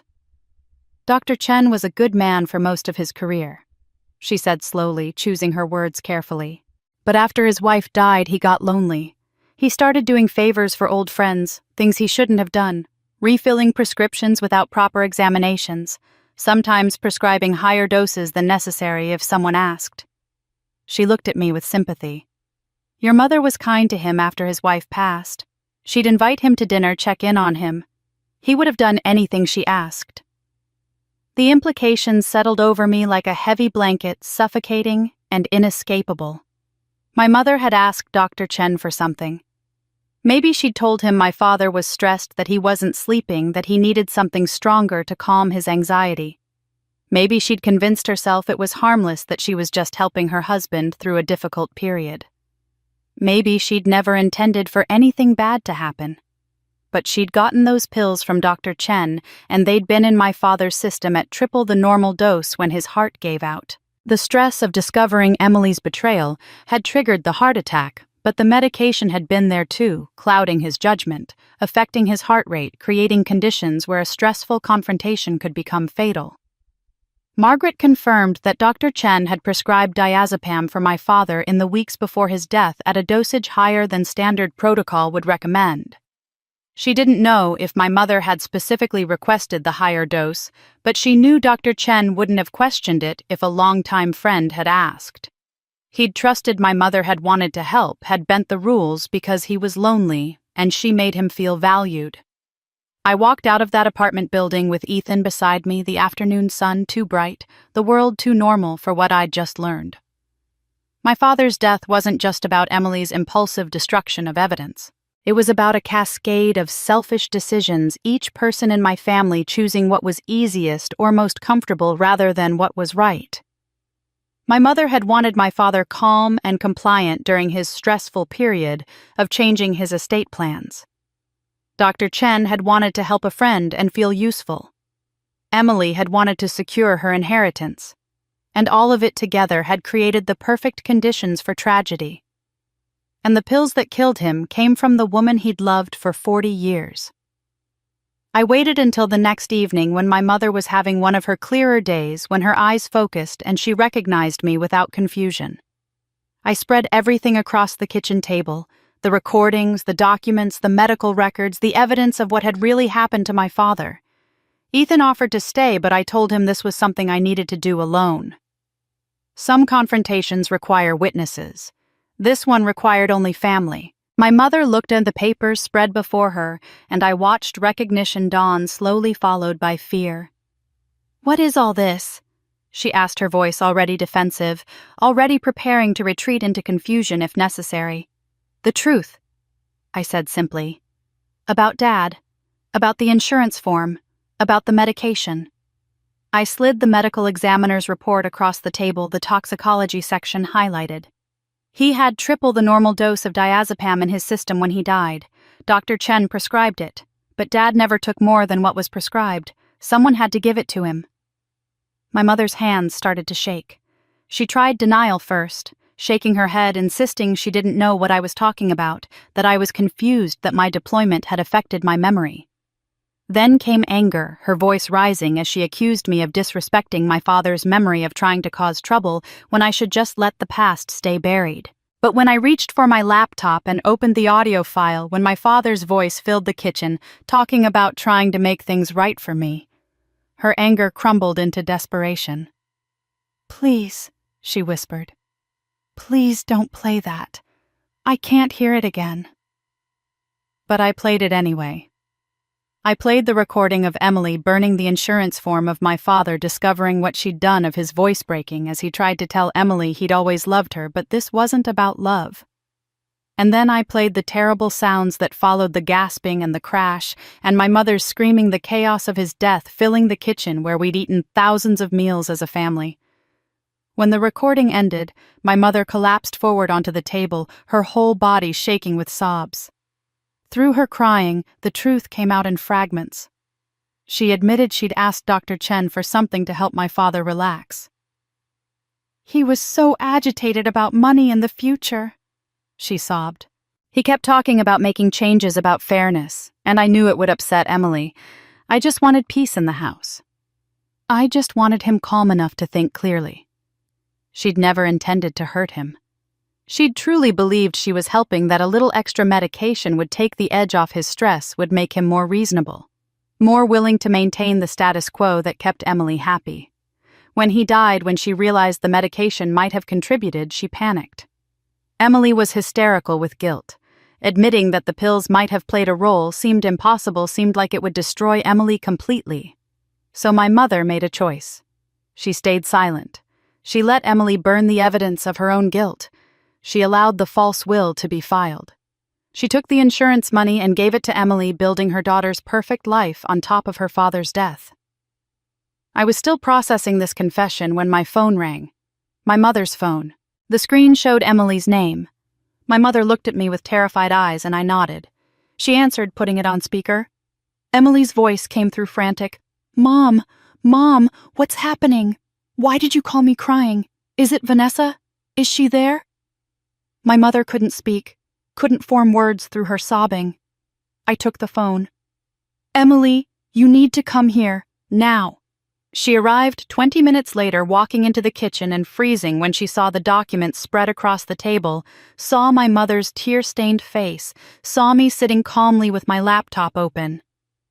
What is this? She asked, but her voice was small, already knowing, already bracing for impact.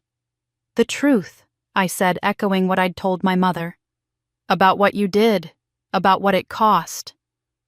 I watched Emily's face as I showed her the evidence, as I explained what I'd discovered. At first, she tried to maintain her composure, tried to spin it as a misunderstanding, but when I played the recording of her burning the insurance form when she heard her own voice from 5 years ago saying she couldn't live in my shadow, her face crumbled completely. She admitted everything, the words pouring out like she'd been waiting years to confess. She'd burned the form because she felt invisible, felt unloved, felt that I'd abandoned the family for the military and didn't deserve anything from a father I barely saw. I didn't know it would kill him, she screamed, her voice raw with anguish. I just wanted him to see me, to choose me for once. I just wanted to matter as much as you did. Emily collapsed onto the floor, sobbing so hard she could barely breathe, and the words kept coming. Every day since his death, she'd been haunted by guilt. The wedding money, the house, the perfect life she'd built, all of it, was constructed on top of their father's death, and she knew it. She couldn't sleep without medication, couldn't breathe without anxiety clawing at her throat. Every time she looked at me, she saw the person she'd stolen from, saw the sister their father had finally tried to acknowledge, and the guilt was unbearable. That's why she'd become cruel, why she'd mocked me at the wedding, why she'd leaked my service records to destroy my reputation. Because seeing me was seeing her own guilt reflected back, and destroying me was easier than facing what she'd done. I stood in the wreckage of my family, surrounded by people who'd hurt me profoundly, and I realized something that made me feel emptier than angry. None of them were monsters.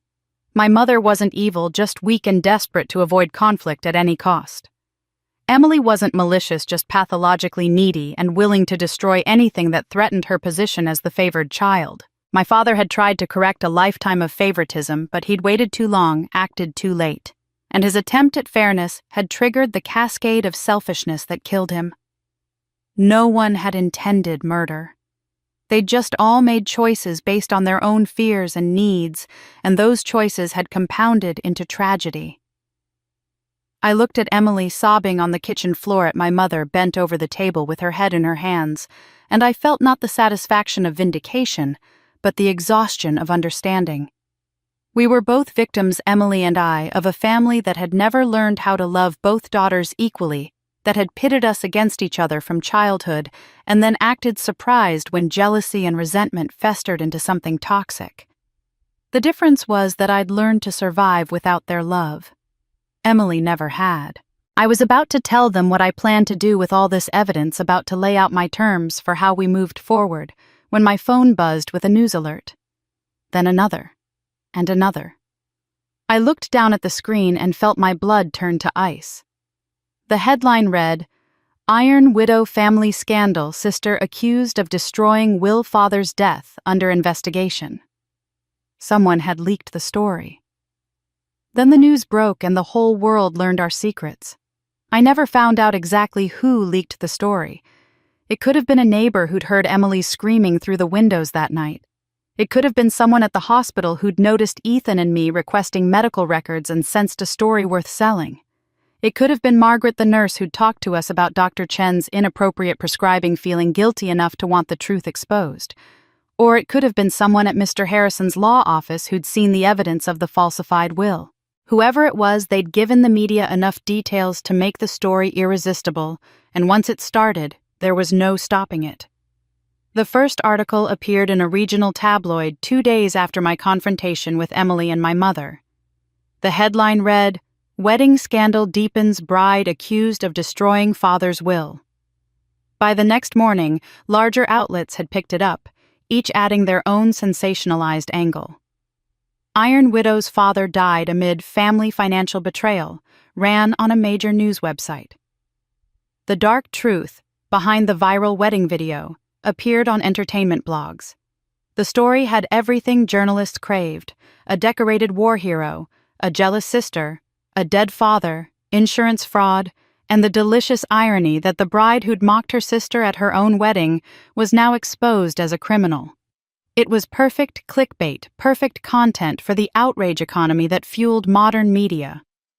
Within 48 hours, reporters had found the family home. I watched through the curtains as news vans parked along the street, cameras pointed at the house. Journalists standing on the sidewalk doing stand-ups for their segments. They camped outside Emily's house too, I learned from frantic texts she sent, and they'd found my apartment, though I'd already left to stay with a friend. Everywhere our family existed, cameras followed, microphones extended, questions shouted at anyone who walked past. The coverage was relentless, obsessive, picking apart every detail of our family's dysfunction with the gleeful cruelty of strangers who had nothing to lose. The internet, which had celebrated me after the wedding salute, now turned its analytical machinery onto every aspect of our lives. Reddit threads dissected the timeline of my father's death. Twitter arguments raged about whether Emily should face criminal charges. TikTok videos used audio from news reports to create dramatic reenactments. Instagram accounts dedicated to family drama reposted old photos of Emily's perfect wedding, juxtaposing them with headlines about fraud and betrayal. Every detail of our family's private pain became public entertainment, consumed by millions of people who felt entitled to judge us because we'd been foolish enough to become a story. My mother collapsed under the weight of it. 3 days after the story broke, I got a call from a neighbor saying an ambulance had taken her to the hospital. I rushed there to find her in a psychiatric ward, sedated and barely responsive, suffering from what the doctors called an acute nervous breakdown. The scrutiny, the shame, the exposure of her complicity in covering up Emily's crime and her role in my father's death had shattered whatever fragile mental stability she'd been clinging to. She kept repeating the same phrases: "I just wanted peace. I just wanted peace." And the doctor said she'd need long-term care, that the damage to her psyche was severe. Emily's life disintegrated even faster. Her friends abandoned her, not quietly but publicly, posting statements on their social media accounts, distancing themselves from her actions. "I had no idea Emily was capable of this," one former bridesmaid wrote. "I can't support someone who would destroy her own father's will and then mock her hero sister." The comments beneath these posts were vicious, celebrating each friend's betrayal as if it were justice. Emily's employer, a boutique PR firm that depended on reputation and image, called her in for a meeting and let her go. They phrased it as a mutual decision, but everyone knew the truth. Her Instagram account, once carefully curated with photos of her perfect house and perfect marriage, was flooded with hate. "You're disgusting. Thief. Your father is rolling in his grave. How do you sleep at night knowing you killed him?" She tried blocking users, deleting comments, but they came faster than she could remove them.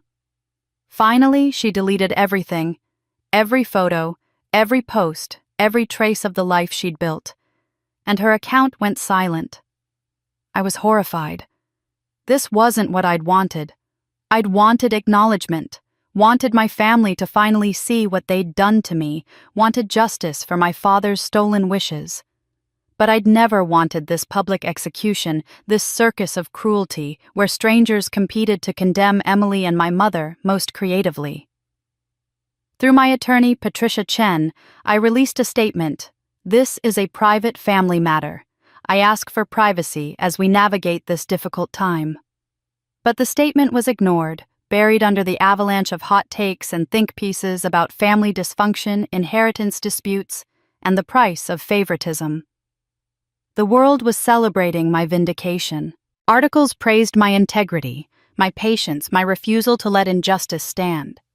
I received messages of support from thousands of people, strangers who saw me as a symbol of strength and resilience. But sitting alone in my friend's apartment late at night, watching news coverage that dissected my family's worst moments, I felt nothing but emptiness. I'd wanted to be seen to matter, to have my sacrifices acknowledged. Instead, I'd gotten a media circus that turned my family's tragedy into entertainment. My mother was hospitalized. Emily had lost everything. Our family's private dysfunction was now permanently archived on the internet for anyone to find and judge. I thought about my father's recordings about his voice saying he wanted to make things right, wanted me to know I'd mattered.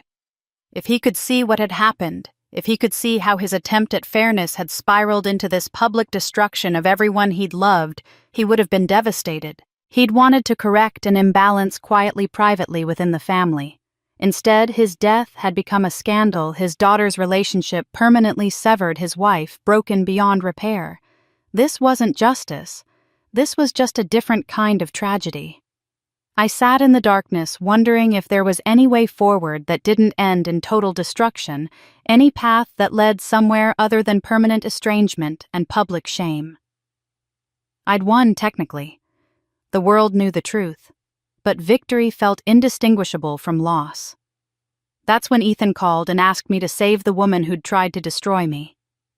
Ethan's voice on the phone was strained, exhausted in a way that went beyond sleepless nights. "My parents just hired an attorney," he said without preamble. "They're filing a civil suit against you. I tried to stop them, but they won't listen. Vanessa, I'm so sorry. This is about to get much worse." He was right. 2 days later, Patricia Chen called to tell me that Ethan's parents, who I'd never even met, had retained one of the most expensive law firms in the state. The civil complaint arrived by courier that afternoon, 43 pages of legal language that boiled down to a simple threat drop: everything or we'll destroy you. They were demanding I relinquish any claim to the insurance money, withdraw any potential criminal complaints against Emily, and sign a statement saying the family dispute had been a misunderstanding born of grief and mental health struggles. Their argument, laid out in carefully crafted legalese, portrayed me as someone using media sympathy to extort a grieving widow who was suffering from severe mental instability brought on by her father's sudden death. They painted Emily as a victim of her own fragile psychology, someone who'd made mistakes while not in her right mind, and who now deserved compassion rather than prosecution. The threat was clear in every paragraph. If I didn't comply, they would drag me through years of litigation. They had unlimited resources and would use them to bury me in motions, depositions, appeals, and procedural warfare. They would ensure the legal fees bankrupted me. They had connections in the aviation industry and would make certain I never worked as a pilot again. The lawsuit wasn't about winning in court. It was about exhaustion, about making the cost of fighting so high that surrender became the only rational choice. Patricia read through the complaint with the grim expression of someone who'd seen this strategy before. "They have unlimited resources," she said finally. "You have a strong case, the evidence is overwhelming, but it could destroy you financially to fight them. We're talking years of litigation, hundreds of thousands in legal fees, and they'll make every step as painful as possible. They're betting you'll give up rather than endure it." I asked her what she recommended, and her answer was brutally honest. "That depends on whether you want justice or whether you want to survive." The worst part was Ethan. He called that evening and asked to meet in person. We sat in the same cafe where he'd first told me about his brother David, but this time the atmosphere was completely different. He couldn't look at me directly, his eyes fixed on his coffee cup as he spoke. "My parents are convinced Emily is suicidal. They say if you press charges, if you take her to court, it will push her over the edge. They're asking me to choose between supporting my wife and betraying my family for—" He paused and I finished the sentence for him. "For a stranger," I said, my voice flat. "That's what they called me, isn't it?" He flinched, but didn't deny it. "I know the truth, Vanessa. I know what Emily did. But they're my parents, and Emily is my wife, and they're telling me that your pursuit of justice might literally kill her." His voice cracked. "I need time to think. I need to figure out what's right here. I stared at the man who'd saluted me at Emily's wedding, who'd helped me investigate my father's death, who'd stood beside me as we uncovered the full scope of my family's betrayal. And I realized he was about to abandon me under the weight of his family's pressure. The man who'd honored me publicly now couldn't even look me in the eye. I felt something cold and familiar settle into my chest, the same feeling I'd carried my whole life. I was alone, and I should never have expected otherwise. "Do what you have to do, Ethan," I said, standing up from the table. "I'm used to being alone." In the week that followed, Ethan stopped answering my calls. My messages went to voicemail. My texts remained unread. I told myself it didn't matter that I'd survived worse betrayals, but it hurt more than I wanted to admit. Then I started seeing the photos. Ethan and Emily at a Sunday church service sitting together in the pew, her head on his shoulder. Ethan and Emily at a charity gala, his arm around her waist, both of them dressed formally and smiling for cameras. The tabloids seized on the images with predictable enthusiasm. Navy SEAL stands by embattled wife. Ethan chooses marriage over sister-in-law drama. Iron widow left alone as family reunites. Social media, which had briefly supported me when the scandal first broke, turned viciously against me once again. Even her biggest supporter left her, someone commented beneath a photo of Ethan and Emily. "She's so bitter she can't let her sister heal," another wrote. "This is why she's alone. She'd rather destroy people than forgive them." The narrative had shifted again. Now I was the vindictive sister, the one who couldn't let go of past grievances, who preferred revenge to reconciliation. Emily, by virtue of having a husband who stood beside her, was being rehabilitated in public opinion as someone who deserved a second chance. I watched this transformation with a detached numbness that came from years of practice. I'd been celebrated, condemned, celebrated again, and now condemned once more. Public opinion was meaningless, I told myself. What mattered was the truth, and I had the evidence to prove it. I called Patricia and told her to proceed with everything. File for recovery of the stolen inheritance.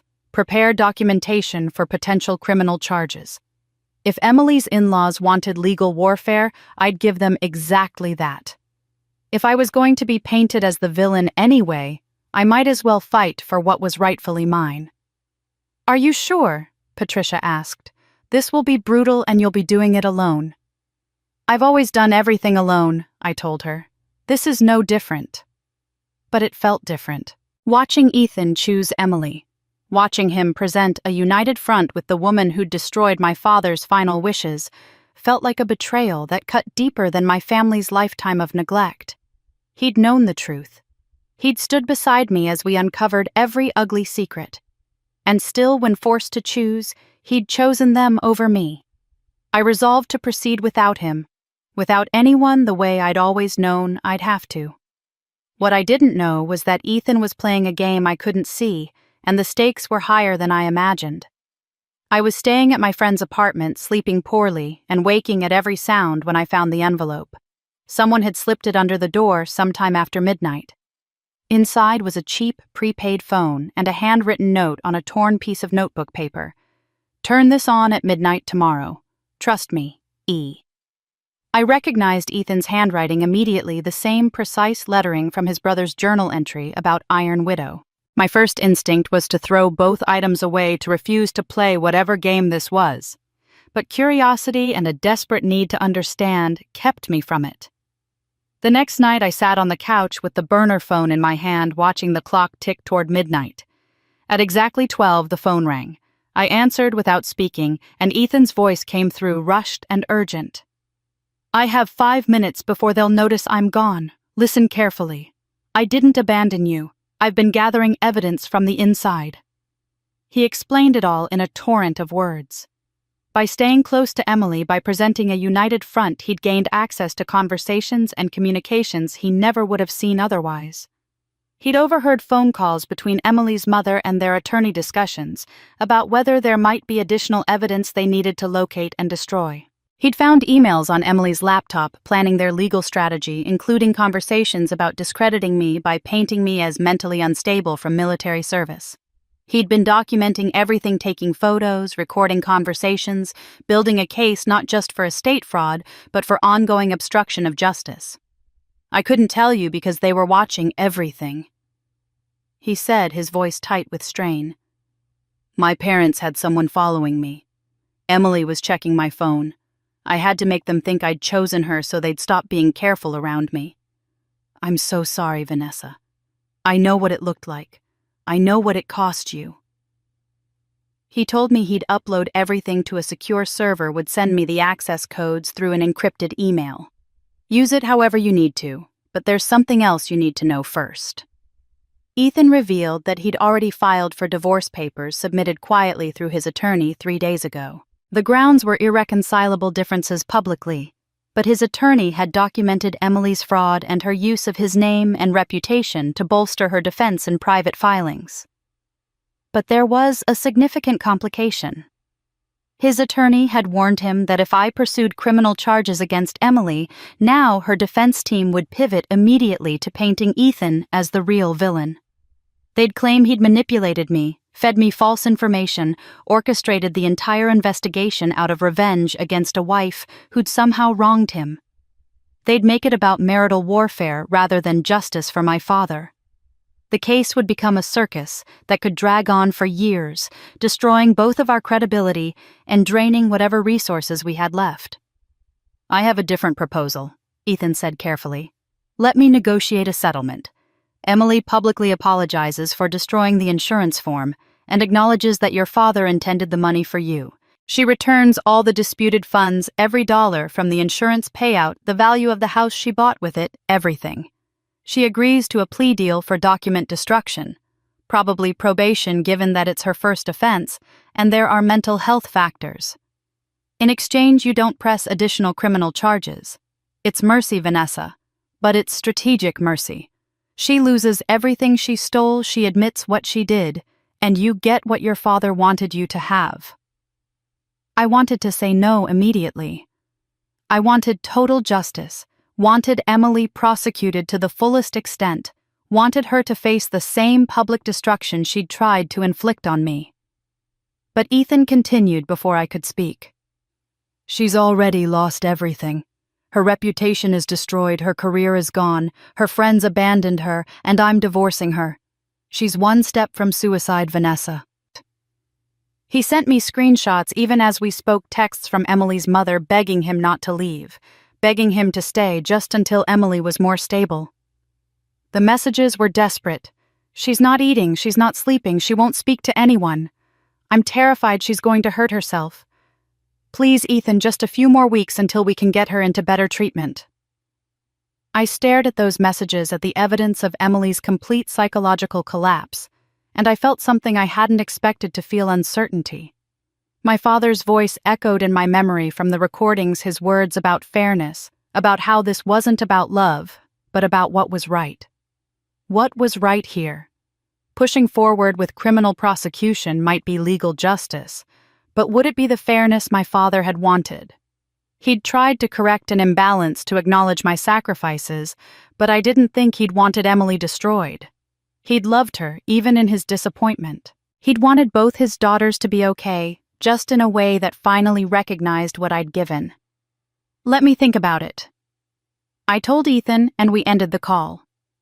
I spent 2 days wrestling with the decision, reviewing the evidence Ethan had gathered, consulting with Patricia about what a settlement might realistically look like. She confirmed that criminal prosecution would be lengthy, expensive, and potentially traumatic for everyone involved. A negotiated settlement, if structured properly, could achieve most of what mattered: acknowledgement of wrongdoing, return of stolen assets, and some form of accountability through probation. It wouldn't feel like complete justice, but it might be something better than revenge. I thought about my father trying to make things right in his final days, trying to balance love for both daughters with fairness for the one who'd been forgotten. I thought about how his attempt had spiraled into tragedy because everyone chose their own interests over difficult truths. Maybe I could make a different choice. Maybe Mercy, strategic and clear-eyed, was actually closer to what he'd wanted than total legal warfare. I called Ethan back and told him to proceed with the settlement negotiations. I agreed to mercy, but Emily had one more betrayal left in her.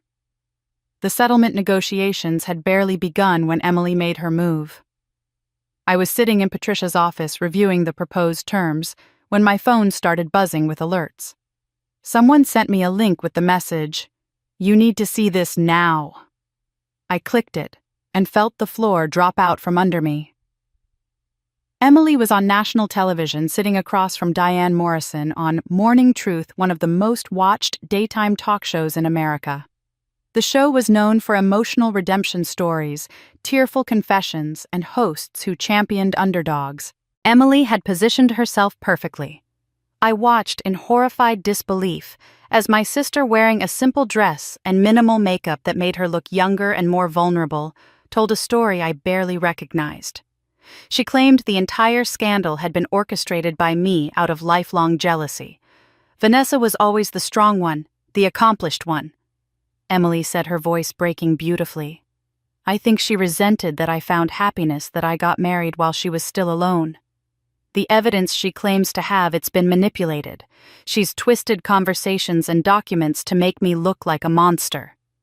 The studio audience murmured sympathetically. Diane leaned forward with concern, encouraging Emily to continue. Then Emily produced her masterstroke. She showed text messages between Ethan and me, screenshots displayed on the studio monitor for everyone to see. Taken out of context, the messages looked damning. "We need to talk. Not about the wedding," became evidence of a secret relationship. "I owe you a debt I can never repay," looked like romantic devotion. "I couldn't tell you because they were watching," seemed like the words of a man hiding an affair. Emily cried as she explained how she'd discovered these messages, how she'd realized her own sister had been emotionally seducing her husband, turning him against her. "I should have seen the signs at my own wedding," she sobbed. "The way he looked at her, the way he saluted her like she was more important than his own wife." Diane's face was a portrait of sympathetic outrage. "So you're saying your war hero sister used her military status to manipulate your husband and destroy your marriage?" Emily nodded, tears streaming down her face. The segment ended with Diane promising to get to the bottom of this troubling story and encouraging viewers to reserve judgment until all sides are heard. But the damage was already done. The comments on social media were immediate and vicious. It got worse. Emily had prepared a second weapon released hours after the interview aired. It was an edited version of the wedding video professionally cut to tell a completely different story than the truth. The video showed Ethan's salute to me, but intercut with footage of us speaking quietly at the reception, shots carefully selected to make our body language look intimate. Emily had added a voiceover, her voice sad and reflective. "I should have seen the signs. My own sister. At my wedding. I was so happy that day, so naive. I thought she was just being supportive. I didn't realize she was taking him away from me." The editing was masterful, manipulative, designed to rewrite history. The video went viral within hours, surpassing even the original wedding footage in views. The narrative flipped completely. Comments flooded every platform. I knew something was off about that salute.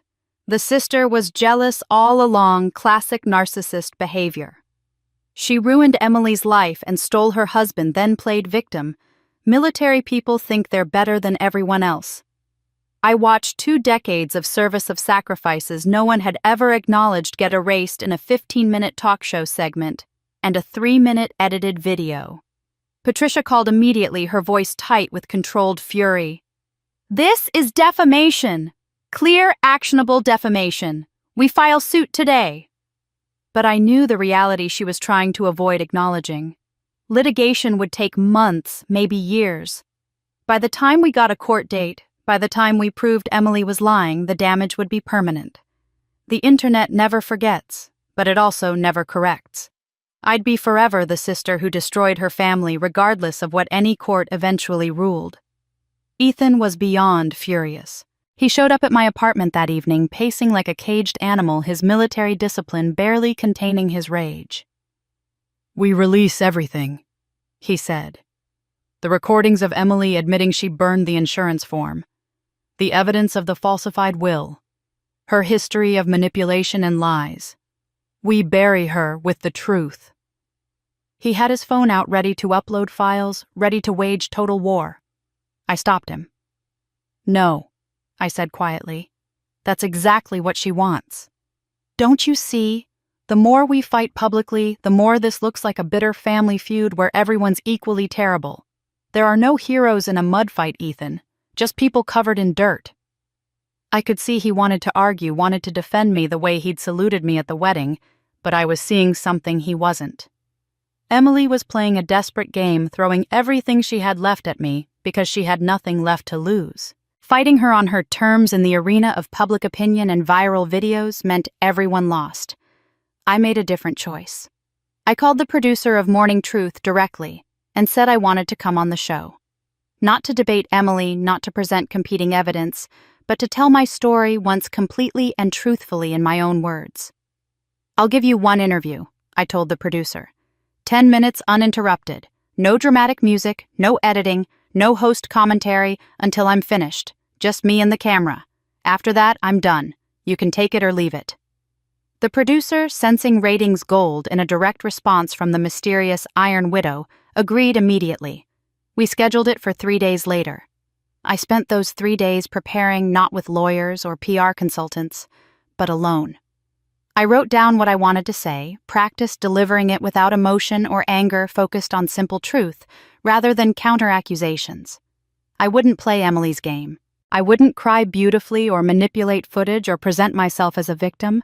I would just tell the truth about what it was like to be invisible in my own family, about what my father had tried to do, about the choice I was making now, to walk away rather than destroy what was left of us.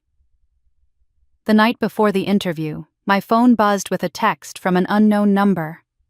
I knew immediately it was Emily. The message was short, just 5 words that carried the weight of our entire broken history. You'll regret this. I didn't sleep the night before the interview. Emily's threat played on repeat in my mind, but I refused to let fear dictate my choices anymore. 3 weeks after Emily's television appearance, after her edited video had poisoned public opinion against me, I walked into the same studio where she'd performed her tearful victimhood. I wore jeans and a plain sweater, no makeup, my hair pulled back simply. I looked exactly like what I was exhausted, honest, and done pretending. Diane Morrison greeted me with the practiced warmth of someone who'd interviewed thousands of people, but I could see the calculation in her eyes. She was expecting drama, expecting me to fight back with accusations and counter-evidence, expecting a show. Instead, when the cameras started rolling and she asked her first softball question about how I was handling the allegations, I turned away from her and looked directly into the camera lens. I'm not here to attack my sister, I said quietly. I'm here to tell you what it's like to be invisible. I saw Diane's expression shift, realizing this wasn't going to be the interview she'd planned. I told them about my childhood not as a sob story designed to win sympathy, but as simple fact. I described being 12 years old and making breakfast for 8-year-old Emily before school because our parents were too busy fighting to notice we needed to eat. I explained how I'd worked 2 jobs in high school and gave the money to my parents so Emily could take music lessons she wanted. I talked about joining the military not to escape my family, but because it was the only place I'd ever been valued for who I was, rather than what I could sacrifice for someone else. My sister said I was jealous of her happiness. I continued, my voice steady. But I was never jealous of Emily. I was tired of being forgotten. Tired of having my sacrifices erased. Tired of being told I was selfish for wanting to be seen. The studio was completely silent. Even Diane had stopped trying to interject with questions. Then I did what I'd planned from the beginning. I pulled out my laptop and asked permission to play audio recordings. Diane nodded, though I could see uncertainty in her face. I played my father's voice first, explaining that he was trying to make things right, that he wanted to acknowledge what I'd given to the family. Then I played Emily's voice, younger and desperate, admitting she'd burned the insurance form because she couldn't stand living in my shadow. I played the terrible sounds of my father's heart attack, the chaos of his death. Finally, I played my mother's confession about asking Dr. Chen for medication to keep my father calm. When the recordings ended, the silence in the studio was profound. The audience sat frozen, some with hands over their mouths, others with tears streaming down their faces. Diane looked genuinely shaken, her professional composure cracked. "Why didn't you release these earlier?" she asked, her voice barely above a whisper. "This proves everything you've said. Why let people think you were lying?" I felt tears slide down my face. Not the beautiful crying Emily had performed, but the exhausted tears of someone who'd carried too much for too long. Because she's still my sister. I spent my whole life protecting her. I couldn't just stop, my voice broke. I don't want revenge. I never wanted revenge. I just wanted someone to say, "We saw you, we're sorry." That's all I ever wanted. To be seen. Diane let the moment breathe, let my words settle over the audience. Then she asked the question I'd been waiting for. "If Emily were here right now, what would you say to her?" I paused, gathering my thoughts, knowing Emily was watching this somewhere, knowing this was my last chance to say what needed to be said. I looked directly into the camera again, speaking to my sister across the distance and damage between us. "I forgive you," I said simply. "I forgive you because carrying this anger would destroy me more than it would hurt you. What you did was wrong. What you took from me can never be given back. But holding on to hatred would only poison what's left of my life, and I won't give you that power." I took a breath. "But I also can't have you in my life anymore. The cost of loving you has been too high. I hope you find peace, Emily. I hope you get help. I hope you learn to live with what you've done. I really do. But I can't be part of that journey. I have to save myself now." The studio audience rose to their feet. The applause started slowly, then built, not the excited cheering of people watching entertainment, but the respectful acknowledgement of people witnessing something real and painful and true. They were applauding dignity, not drama. They were recognizing grace under circumstances that would have broken most people. Within hours, the interview clip was everywhere. But unlike the previous viral moments, this one spread differently. It wasn't shared with cruel commentary or hot takes. People passed it along with messages like, "Everyone needs to watch this," and "This is what real strength looks like." The narrative shifted completely and permanently. Emily's edited video was exposed for the manipulation it was. Her television appearance was recontextualized as the desperate lie of someone caught in wrongdoing. But most importantly, I became a symbol not of military heroism or family drama, but of something deeper, the possibility of choosing grace over vengeance, of forgiving, without forgetting of walking away from toxicity, even when it wears the face of family. Ethan called afterward, his voice thick with emotion. "You did it," he said. "You won without fighting." But it didn't feel like winning. It felt like finally putting down a weight I'd carried since childhood, like finally giving myself permission to stop protecting people who'd never protected me. 2 days later, my mother died, and her final will changed everything.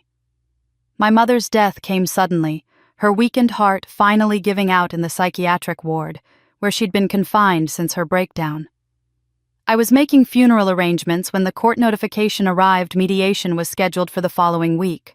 The timing felt cruel, burying my mother and then sitting across from Emily to negotiate the terms of our family's final dissolution.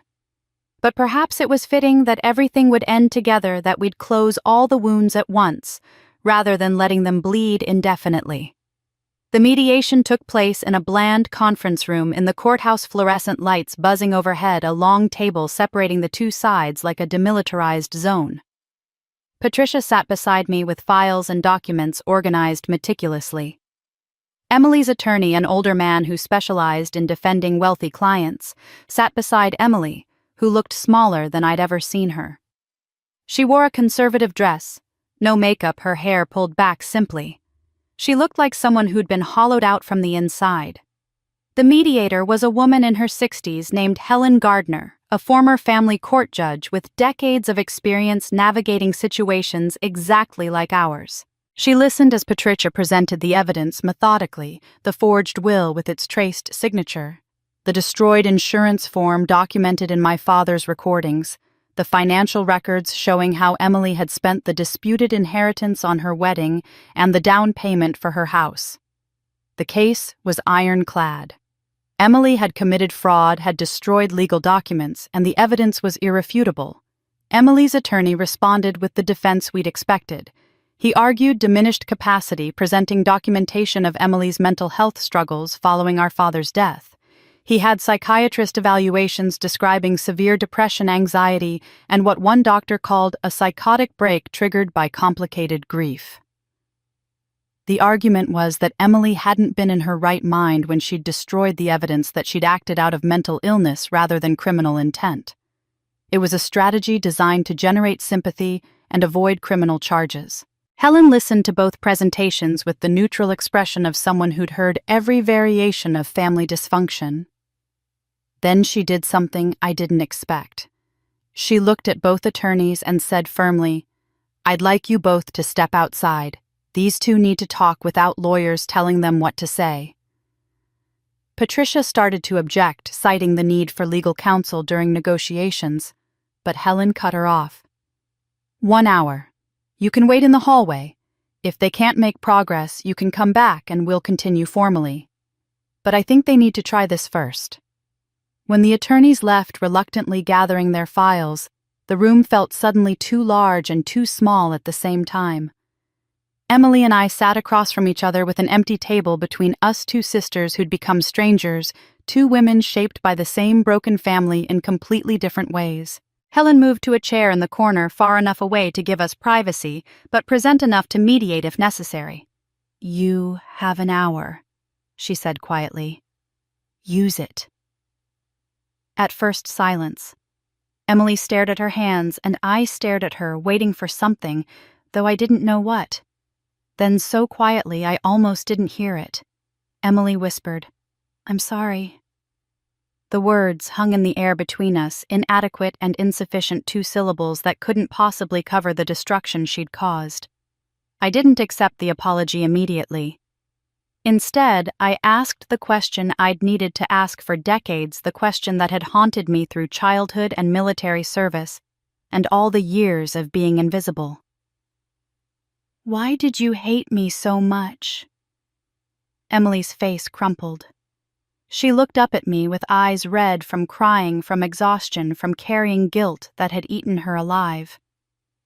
"Because you were everything I could never be," she said, her voice breaking.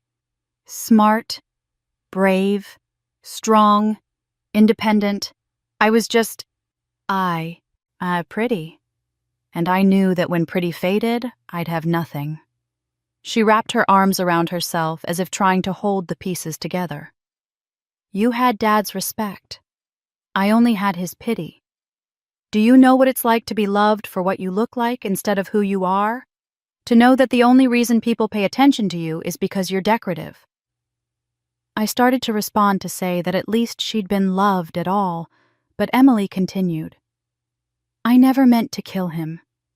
God, Vanessa, I've spent every day since wishing I had died instead of him. Every single day. I wake up and remember what I did, and I want to stop existing. The only thing that kept me going was building this perfect life, proving I could be more than just pretty, and then you came to my wedding and everything fell apart." Then Emily told me something I didn't know, something that made all the pieces finally click into place. "After Dad died, before you came home from deployment, I was going through his study. I found that wooden box. I found the handwritten letter he wrote to you." She looked at me with something like shame. "He said he was proud of you, that he regretted favoring me, that he'd failed you, that you were the strong one, and he should have told you." Her voice dropped to a whisper. "I burned that letter too. I couldn't stand it. Even in death, even after everything, he loved you more. He respected you more. And I couldn't let you have that. I wanted you to hurt the way I hurt. I wanted you to feel invisible like I always felt inside." I stared at my sister as she broke down, completely sobbing so hard she could barely breathe, and I understood something I'd never seen before. We'd both been starved by our parents' inability to love us equally. I'd been starved of affection and acknowledgement. Emily had been starved of respect and genuine validation.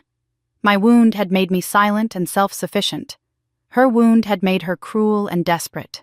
We'd both been victims of the same dysfunction, just damaged in different directions. Helen spoke quietly from her corner. "Can you two move forward?" I looked at Emily, broken and guilty and drowning in consequences she'd created, but never intended. I looked at the wreckage of our family, at the price we'd both paid for our parents' failures, and I thought about what moving forward might actually mean. Not forgiveness that erased accountability, but acknowledgement that we'd both suffered. Both made choices from pain. Both needed to find a way to live with what couldn't be changed. "Yes," I said. "Yes," Emily echoed. We both said yes, but neither of us knew the price. The price became clear when we reconvened with our attorneys and the mediator drafted the settlement terms. Emily would return all the disputed inheritance money, approximately $800,000, after accounting for what she'd already spent on her wedding and house. She'd have to sell the house, liquidate assets, borrow from Ethan's parents if necessary, but the full amount would be returned to me within 6 months. She would also issue a public written apology acknowledging that she'd destroyed our father's insurance beneficiary form and that I was the rightful recipient of the funds. The apology couldn't blame mental illness or diminished capacity. It had to be a clear acceptance of responsibility. Additionally, Emily would plead guilty to document destruction and accept 5 years of probation, which meant regular check-ins with a probation officer community service, and any violation would result in jail time. In exchange, I agreed to drop all potential criminal charges beyond the document destruction plea. I wouldn't pursue charges related to the forged will or the medication that may have contributed to my father's death. I wouldn't sue Emily civilly for emotional distress or defamation. The settlement would be the end of legal action between us. The family home would transfer to me as my father had intended. Emily would keep whatever remained of her marital assets, though those would be divided separately in her divorce from Ethan, which was proceeding regardless of our settlement. When the agreement was filed with the court becoming public record, the media coverage was predictably divided. Some outlets praised my mercy, calling the settlement an example of justice tempered with compassion. Others criticized me for being too soft for letting Emily escape with probation when she'd committed fraud and possibly contributed to our father's death. Online comments ranged from, "This is what grace looks like," to, "She should be in prison." I stopped reading after the first day. Public opinion had never been the point. 2 weeks after we signed the settlement, I got the call I'd been half expecting since my mother's hospitalization. She'd passed away peacefully in her sleep at the psychiatric facility, her damaged heart finally giving out. The doctor said it wasn't surprising given her age and the stress she'd been under. I felt a strange numbness at the news grief mixed with relief that her suffering was overcomplicated by all the anger and hurt I still carried toward her. The funeral was small and private, just Emily, Ethan, a few distant relatives, and me. We'd agreed to keep it quiet, no media, no public spectacle. As I was helping sort through my mother's belongings at the facility, a nurse handed me a sealed envelope with my name written on it in my mother's shaky handwriting. "She asked me to give this to you after she passed," the nurse said gently. I waited until I was alone in my car to open it. The letter inside was dated the day before my mother died, written on lined paper in handwriting that deteriorated as it progressed, as if she'd been fighting exhaustion to finish it. "My dearest Vanessa," it began, and I had to pause because I couldn't remember the last time my mother had called me that, if she ever had. She confessed everything in that letter. She'd known Emily destroyed the insurance form. She'd known about asking Dr. Chen for the extra medication and suspected it might have contributed to my father's death. She'd known I was being systematically erased from the family's memory and financial legacy. But she'd been too weak, too terrified of conflict, too committed to protecting Emily at any cost to stand up for me. "I failed you every day of your life," she wrote. "You were always the strongest, and I resented you for it because it reminded me of my own weakness. Every time I looked at you, I saw the woman I should have been and wasn't. I'm so sorry, Vanessa. You deserved better. You deserved a mother who was brave enough to love both her daughters equally."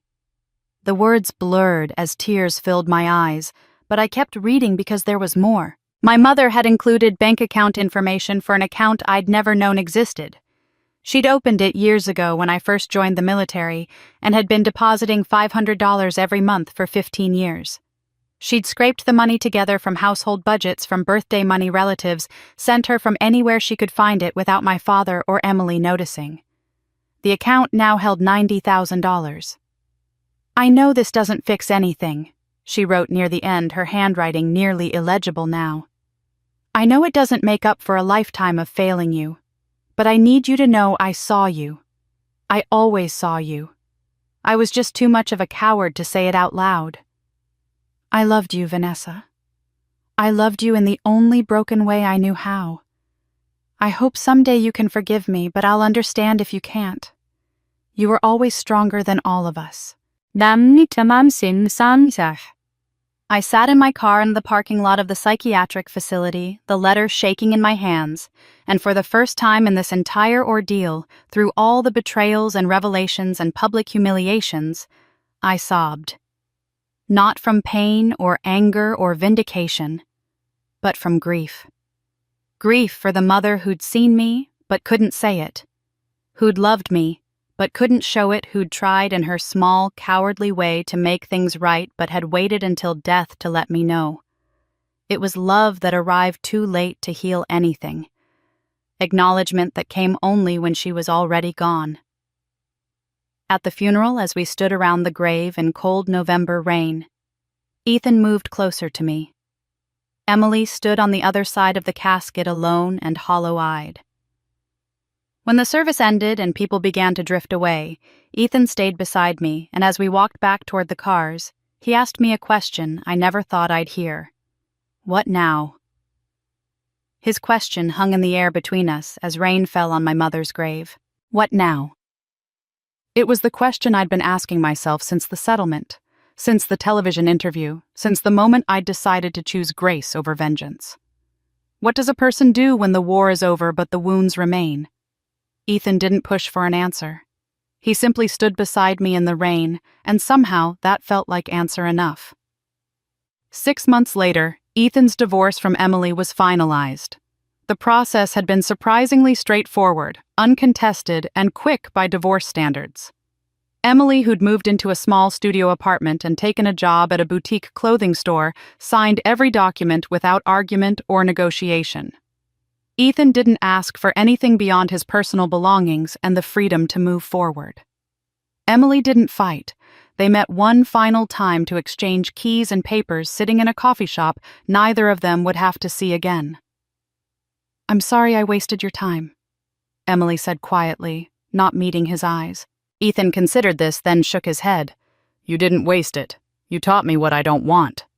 There was no cruelty in his words, just exhaustion and honesty. They parted without anger, two people who'd built a marriage on a foundation that had never been solid, now simply walking away from the rubble. Ethan spent the next several months focusing on himself in ways he'd never done before. He returned to active duty, throwing himself back into the structured world of SEAL operations, where problems had clear solutions, and loyalty meant something concrete. He reconnected with his team, the men who'd known him before Emily, who understood loss and sacrifice without needing explanation. And he started therapy, working through his brother David's death and the complicated grief of a failed marriage, unpacking why he'd been drawn to Emily in the first place, and what he actually wanted from life now. He didn't contact me during this time. I knew he was healing, knew he needed space to become whole before he could offer anything to anyone else. I used the time similarly, settling into the family home that was finally legally mine, starting to build the life I'd never allowed myself to imagine. The inheritance money sat untouched in an account while I figured out what to do with it, what my father would have wanted me to do with it. I wasn't in a hurry. For the first time in my life, I had time. On the anniversary of my father's death, I drove to the cemetery alone. I'd brought flowers, simple white roses, and stood at his grave reading the inscription that said nothing about who he'd really been or what he'd tried to do in his final days. I was lost in thought, telling him silently about the settlement and the house, and Emily's slow attempt at rebuilding her life when I heard footsteps on the gravel path behind me. Ethan appeared also, carrying flowers, white lilies, that he laid next to my roses. We stood together in silence for several minutes. Two people who'd been connected by tragedy and choice by a debt paid in blood 8 years ago in Afghanistan. Then, Ethan spoke, his voice quiet but steady. David told me once, if you ever meet a woman who can fly into hell and come back smiling, don't let her go. He turned to face me fully, and I saw something in his eyes I hadn't seen before, something that looked like certainty.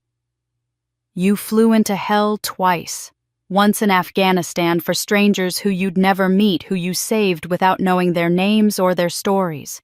And once in your own family for the truth, for justice, for the father who tried too late to make things right. He reached for my hand. I don't want to let you go. He knelt on the grass beside my father's grave, pulling a small box from his jacket pocket. Inside was a simple ring platinum with a small diamond, nothing extravagant, but clearly chosen with care. This isn't my grandmother's ring, he said as if I needed the clarification. That was Emily's, and it's gone now. This is new. I chose it for you. He looked up at me, and I saw tears in his eyes. Marry me, Vanessa. Not because I owe you for saving David. Not because we've been through hell together. Marry me because I can't imagine my life without you, because you're the strongest person I've ever met, and I want to be strong beside you. I thought about my father buried beneath our feet, who'd tried to tell me I mattered, that I deserved to be seen.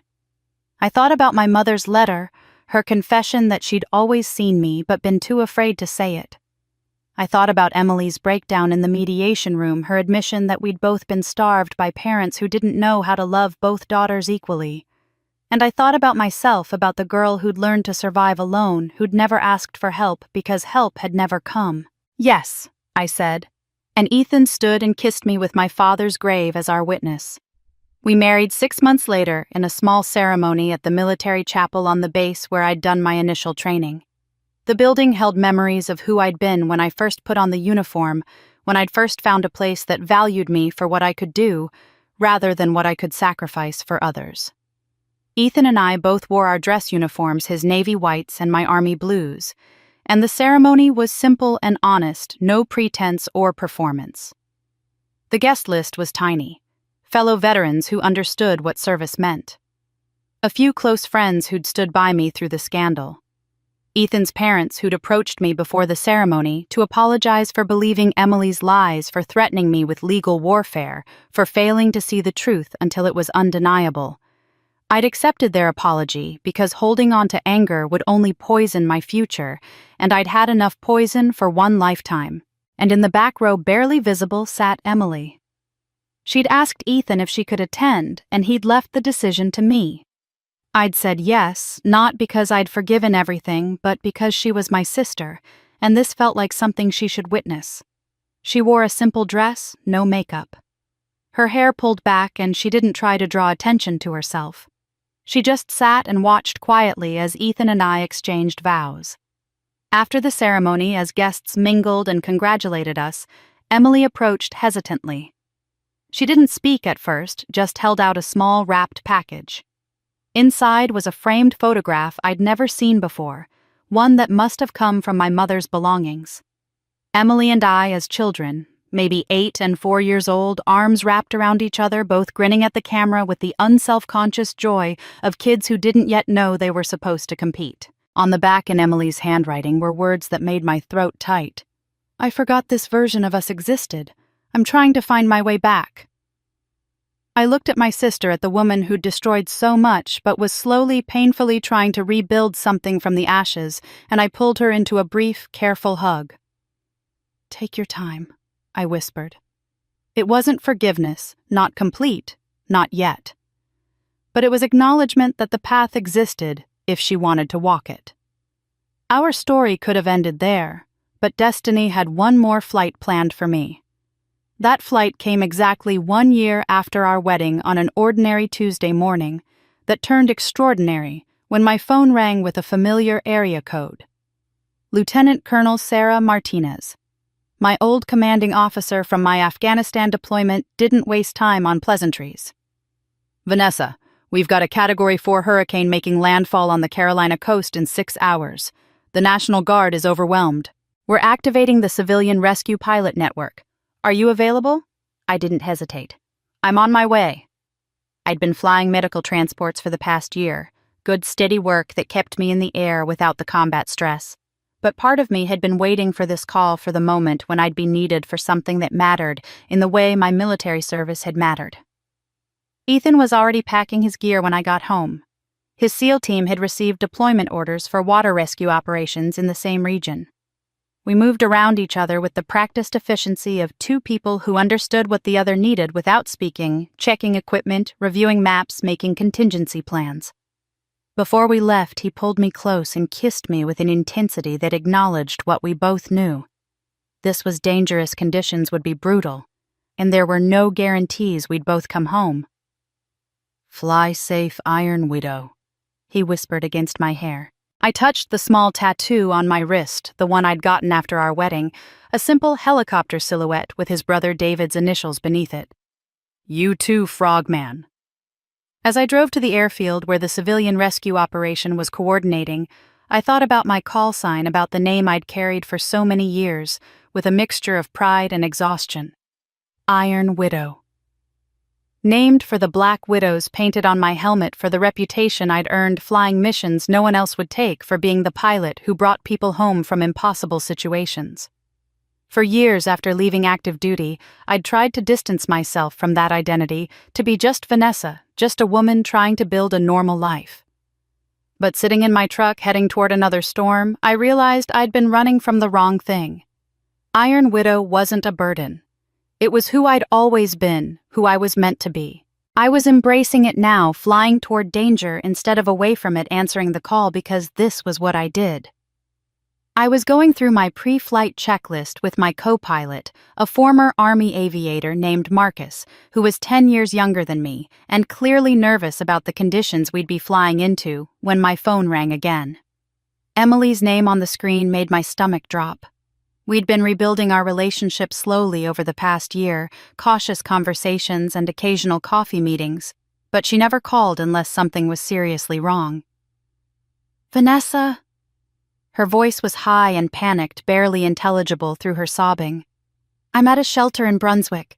I've been volunteering here helping with evacuations, it doesn't matter. The shelter's flooding.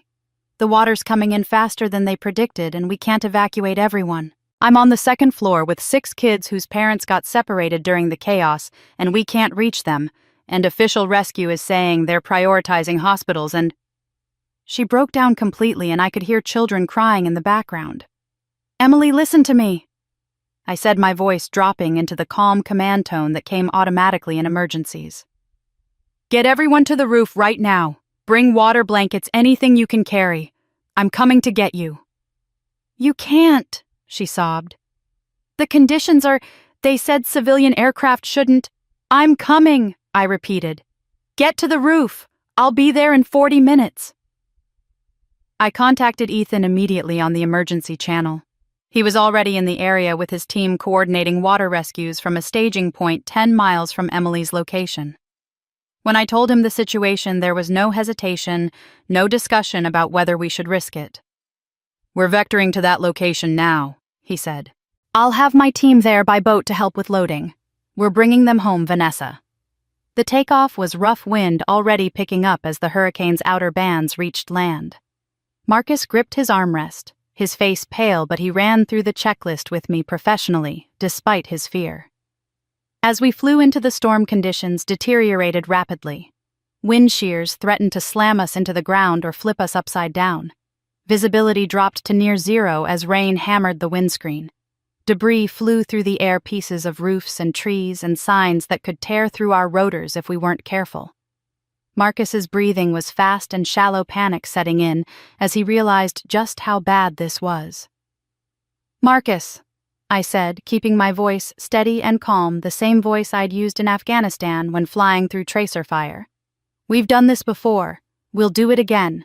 Watch your instruments, call out obstacles, trust the bird. She'll get us there. I navigated by instinct as much as instruments, feeling the helicopter respond to conditions, adjusting constantly for wind that wanted to throw us off course. I talked to Ethan over the radio, his voice crackling through static as he updated me on his team's position, fighting through floodwaters in their inflatable boats. When we reached the shelter, the scene was worse than I'd imagined. The building was a former elementary school, and water had risen to cover the first floor completely. The roof was a small island in a churning brown sea barely above the waterline, and dropping as the flood continued to rise. Emily stood in the center with 6 children clustered around her, the youngest maybe 4 years old, clutched in her arms. They were all soaked and terrified, and I could see Emily's lips moving, probably trying to keep them calm, trying to be strong for them the way no one had taught her to be strong for herself. Hovering was impossibly dangerous in these conditions. The wind wanted to throw us into the building or slam us down into the water, but I held the helicopter steady, calling on every hour of training and experience I had while Marcus coordinated with Ethan's team below. The SEALs arrived in their boats, pulling alongside the roof, and began loading children one by one. Each transfer was agonizing holding position while small bodies were passed from roof to boat to helicopter while wind tried to kill us all. The children were crying, terrified, but the SEALs moved with practiced efficiency, getting them secured in the helicopter. Emily went last, as I knew she would, making sure every child was safe before thinking of herself. As one of Ethan's teammates helped her climb aboard, she looked up at me through the cockpit window. Our eyes met, and in that moment I saw everything, her terror, her gratitude, her understanding that I'd flown into hell to save her when I had every reason not to. She mouthed 2 words through the scratched plexiglass. "Thank you." When I saw the wreckage below, the lives saved, the homes lost, the thin line between life and death, I finally understood what my father meant. My father had tried to tell me in his recordings, in his final attempts to make things right, that life wasn't about being invisible or being seen. It was about the choices you made when everything was falling apart, about who you chose to save when you could barely save yourself. I understood that now, with 7 lives depending on me getting this helicopter back to safety through conditions that were deteriorating by the second. We'd just cleared the flooded shelter, gaining altitude, and turning toward the staging area when the warning light flashed red on my instrument panel. Engine temperature critical. Oil pressure dropping. I felt the shudder run through the aircraft before the alarm started screaming that sickening vibration that meant something had gone catastrophically wrong. Debris ingestion, most likely a piece of roof or tree branch, had been sucked into the engine during our hover, and now we were flying on borrowed time and failing machinery. Marcus saw it too, and his professional composure shattered.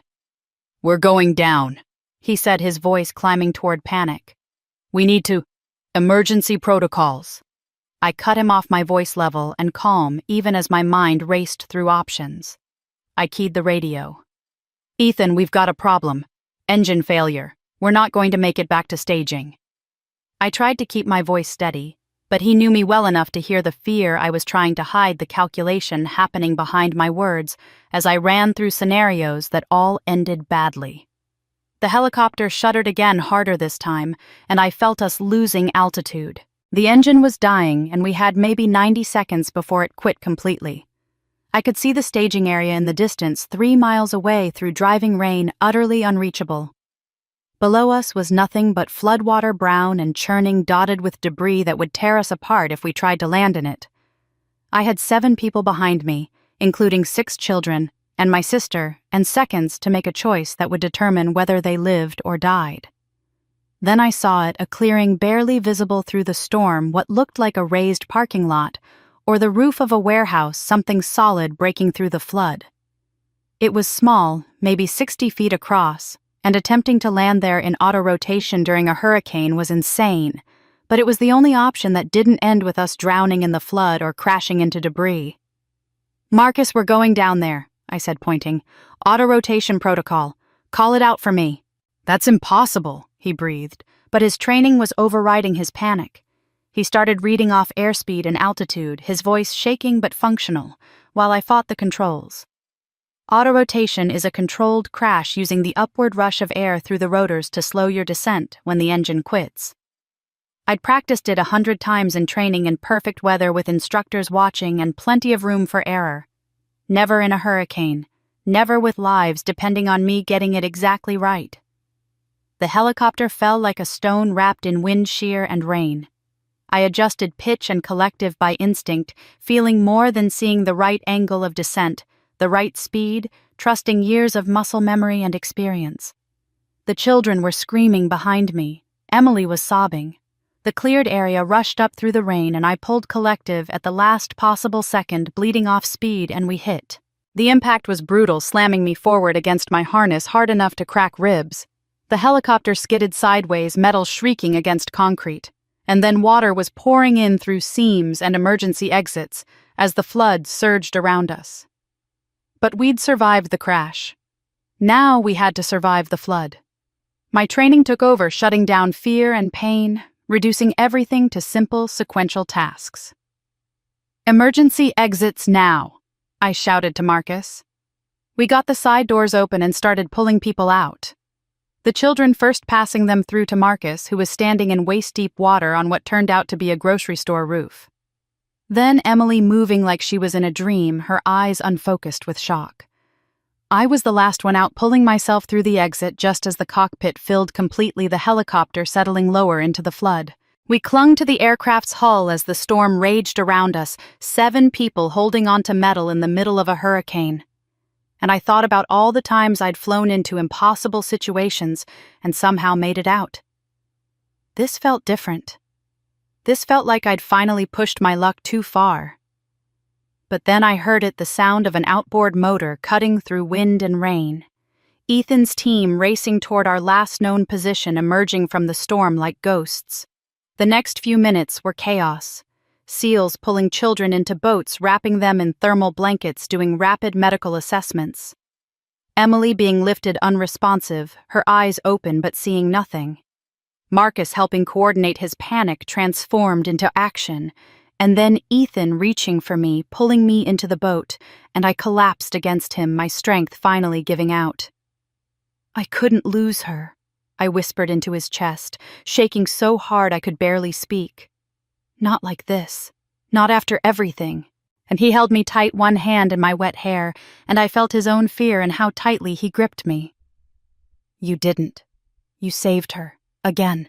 You saved all of them." Hours later, after we'd been evacuated to a makeshift hospital set up in a high school gymnasium after the children had been reunited with frantic parents, and Marcus had been treated for hypothermia, and I'd been told I had 2 cracked ribs and a concussion, I found Emily. She was sitting on a cot wrapped in an emergency blanket, her hair still damp, her eyes still carrying that shell-shocked emptiness. I sat down beside her without speaking. We sat in silence for a long time, 2 sisters who'd traveled through hell in different directions, and somehow ended up in the same place.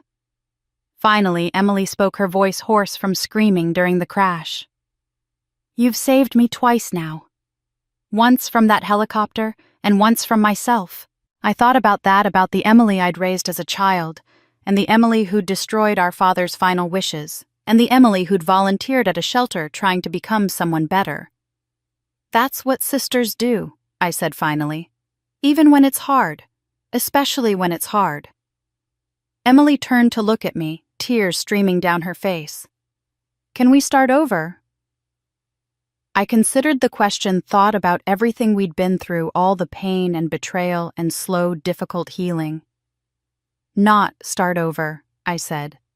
"We can't erase what happened, but we can start new, build something different." She nodded, wiping her face with shaking hands, and we sat together watching the sunrise through the gymnasium windows.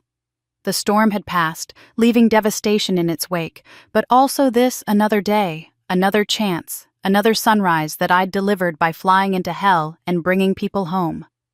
For once, I didn't need to fly to feel free. Freedom, I learned, wasn't about distance or altitude or escaping the past.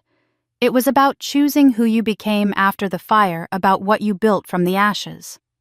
2 years after the hurricane rescue, when a documentary crew reached out asking to tell my story, my first instinct was to refuse. I'd spent my life being invisible, then being too visible, and I wanted neither extreme anymore. But the director, a former Marine named Jessica Chen, convinced me during our first phone call. "This isn't about making you famous," she said. "It's about showing every woman who sacrificed in silence that they mattered." I agreed on one condition: the documentary wouldn't be about me.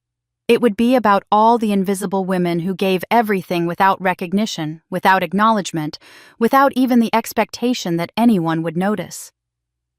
Iron Widow, the Woman Who Flew into Hell, took 8 months to film. Jessica interviewed soldiers I'd saved, including some I'd never met. Men and women who'd been evacuated from combat zones or disaster areas and gone on to build lives because I'd been willing to fly when no one else would. Ethan sat for hours talking about his brother David, showing Jessica the journal entry about the pilot with the calm voice who'd come for them when hope was gone. The documentary covered my military service, but it also covered the family betrayal, the stolen inheritance, my father's desperate attempt to make things right.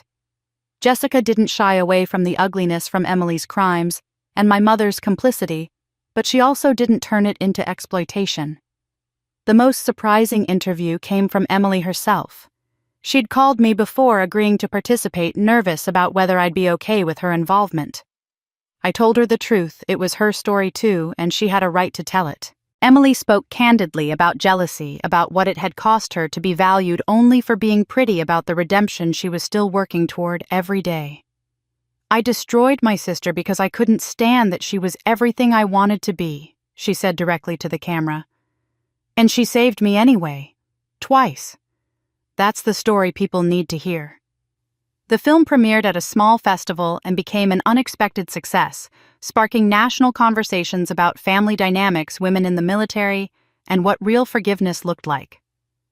The documentary also inspired something more tangible. Using the settlement money from my father's estate and donations that flooded in after the film's release, I established the Iron Widow Foundation. It was a nonprofit dedicated to supporting female veterans transitioning to civilian life, focusing on the things I'd needed when I left service: mental health support, career, placement assistance, and family reconciliation services for women whose families didn't understand what they'd sacrificed. Ethan joined the board immediately, using his military connections to secure partnerships with the VA and active duty support networks. Emily, who'd spent the past 2 years training as a counselor for at-risk youth, volunteered every week teaching workshops on overcoming toxic family patterns and breaking cycles of favoritism and resentment. I chose the foundation's motto myself: "No one flies alone." It represented everything I'd learned, everything I wished someone had told me when I was 20, and joining the military to escape a family that couldn't see me. Within 18 months, we'd helped over 300 female veterans. Within 2 years, we'd become one of the fastest-growing veteran support organizations in the country, with chapters in 15 states and partnerships with major employers who wanted to hire women with military experience. Every year on the anniversary of the hurricane rescue, we held a remembrance ceremony at the Foundation's headquarters, a renovated hangar that felt appropriate for an organization founded by a pilot. Veterans came with their families, supporters came to honor those who served, and we spent the evening telling stories about invisible sacrifices and the people who'd made them. At the 3rd annual ceremony, I watched the room fill with hundreds of people, more than I'd ever expected, and felt something. I'd spent my life chasing the knowledge that my service had mattered, that the girl who'd been invisible in her own family had become visible in a way that helped others.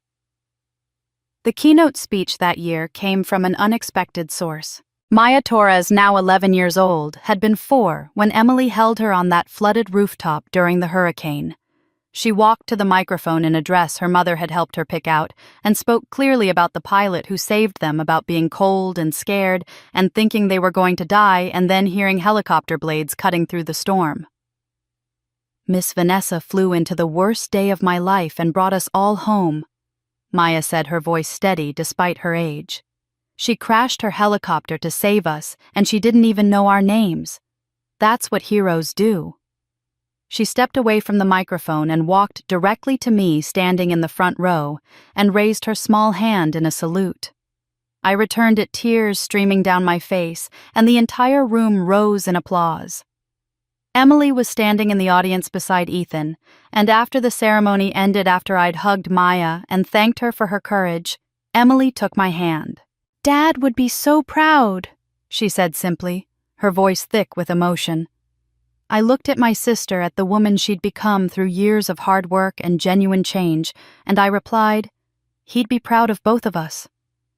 And for the first time since finding his box of secrets and recordings, I believed it. He would have been proud to see us here together, building something meaningful from the wreckage of our family's dysfunction. But even heroes need one last goodbye. That goodbye came 10 years later, though not in the way anyone expected. I was 48 when Sarah Chen, the journalist who'd first covered the wedding salute that started everything, asked to do one final interview for the documentary's 10th anniversary edition. We met in my office at the foundation headquarters, surrounded by photos of veterans we'd helped, and letters from families thanking us for bringing their daughters and sisters and mothers home in ways that had nothing to do with helicopters. Sarah asked me to reflect on everything that had happened, the full arc from invisible daughter to viral sensation to family destroyer to reluctant hero. I thought carefully before answering, knowing that whatever I said would be how people remembered this story. "People think my story is about revenge or justice," I said finally. "But it's not. It's about learning that your worth isn't determined by whether people see you. You have to see yourself first. Everything else follows from that." I told Sarah about Emily, about how she was thriving now in ways I never could have imagined during those dark days of confrontation and settlement. She'd remarried 3 years ago to a kind man who worked as a teacher and loved her for who she was rather than what she looked like. They had 2 children, girls aged 5 and 3, and Emily was determined to raise them differently than we'd been raised, to love them equally and let them both shine. She was still in therapy, still working through decades of damage, but she was genuinely happy in a way I'd never seen her be before. She had to lose everything to find herself, I reflected. Sometimes grace is the hardest thing to give and the most necessary, but it's also the only thing that actually heals. Sarah asked if I still flew, and I smiled at the question I'd been getting more frequently as I aged.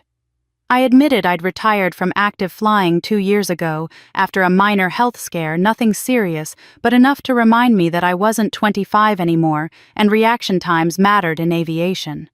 But I still mentored young pilots through the foundation, spent hours in simulators with women who reminded me of my younger self, teaching them not just how to fly, but how to trust themselves when everything was falling apart.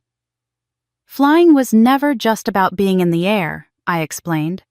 It was about knowing that when everything's falling apart, you can still navigate home. That's a skill you carry with you whether you're in a cockpit or not. I showed Sarah the advance copies of my book sitting on my desk, a project I'd spent 3 years writing and rewriting. Iron and Grace: Finding Strength and Forgiveness wasn't a memoir I'd deliberately avoided telling my own story, in favor of creating a guide for women navigating family trauma, offering the tools and perspective I wished someone had given me. The dedication page read simply, "To Emily, who taught me that enemies can become sisters again." She'd cried when I showed it to her, the good kind of tears that meant healing rather than pain.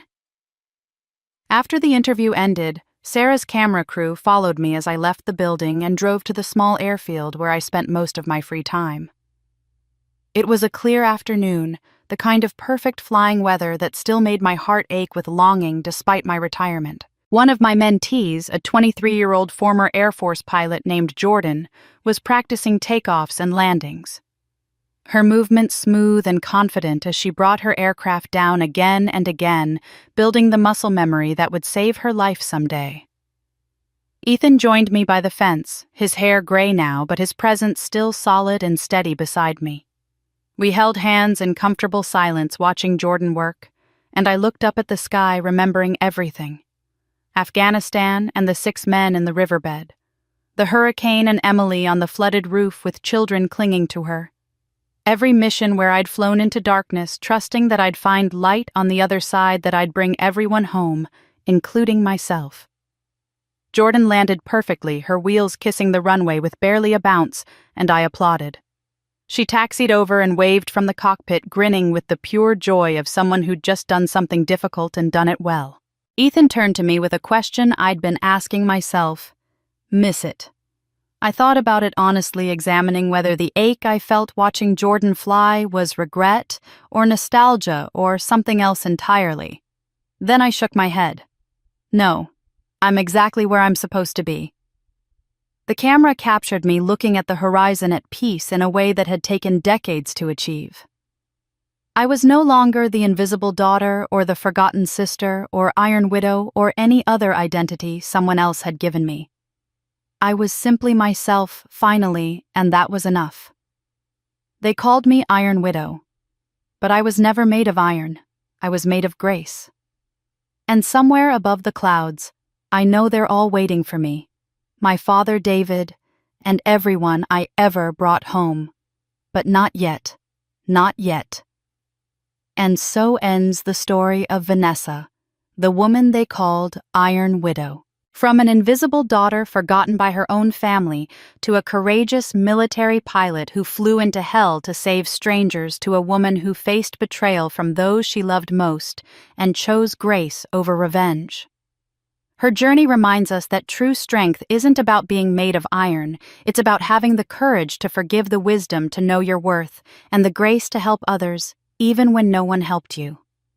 Vanessa's story shows us that family wounds can heal, that redemption is possible, and that sometimes the bravest thing you can do is choose mercy when you have every right to choose vengeance. If this story moved you, if Vanessa's journey resonated with your own struggles with family forgiveness or finding your worth, please hit that subscribe button and join our community. We share powerful true stories like this every week, stories that inspire, challenge, and remind us of the resilience of the human spirit. Drop a comment below and tell us what you think. Did Vanessa make the right choice in forgiving Emily? Would you have done the same? Have you ever had to choose between justice and mercy in your own life? Share your thoughts and let's start a conversation. Your story matters too, and this community is here to listen. Thank you for watching, and remember, no one flies alone.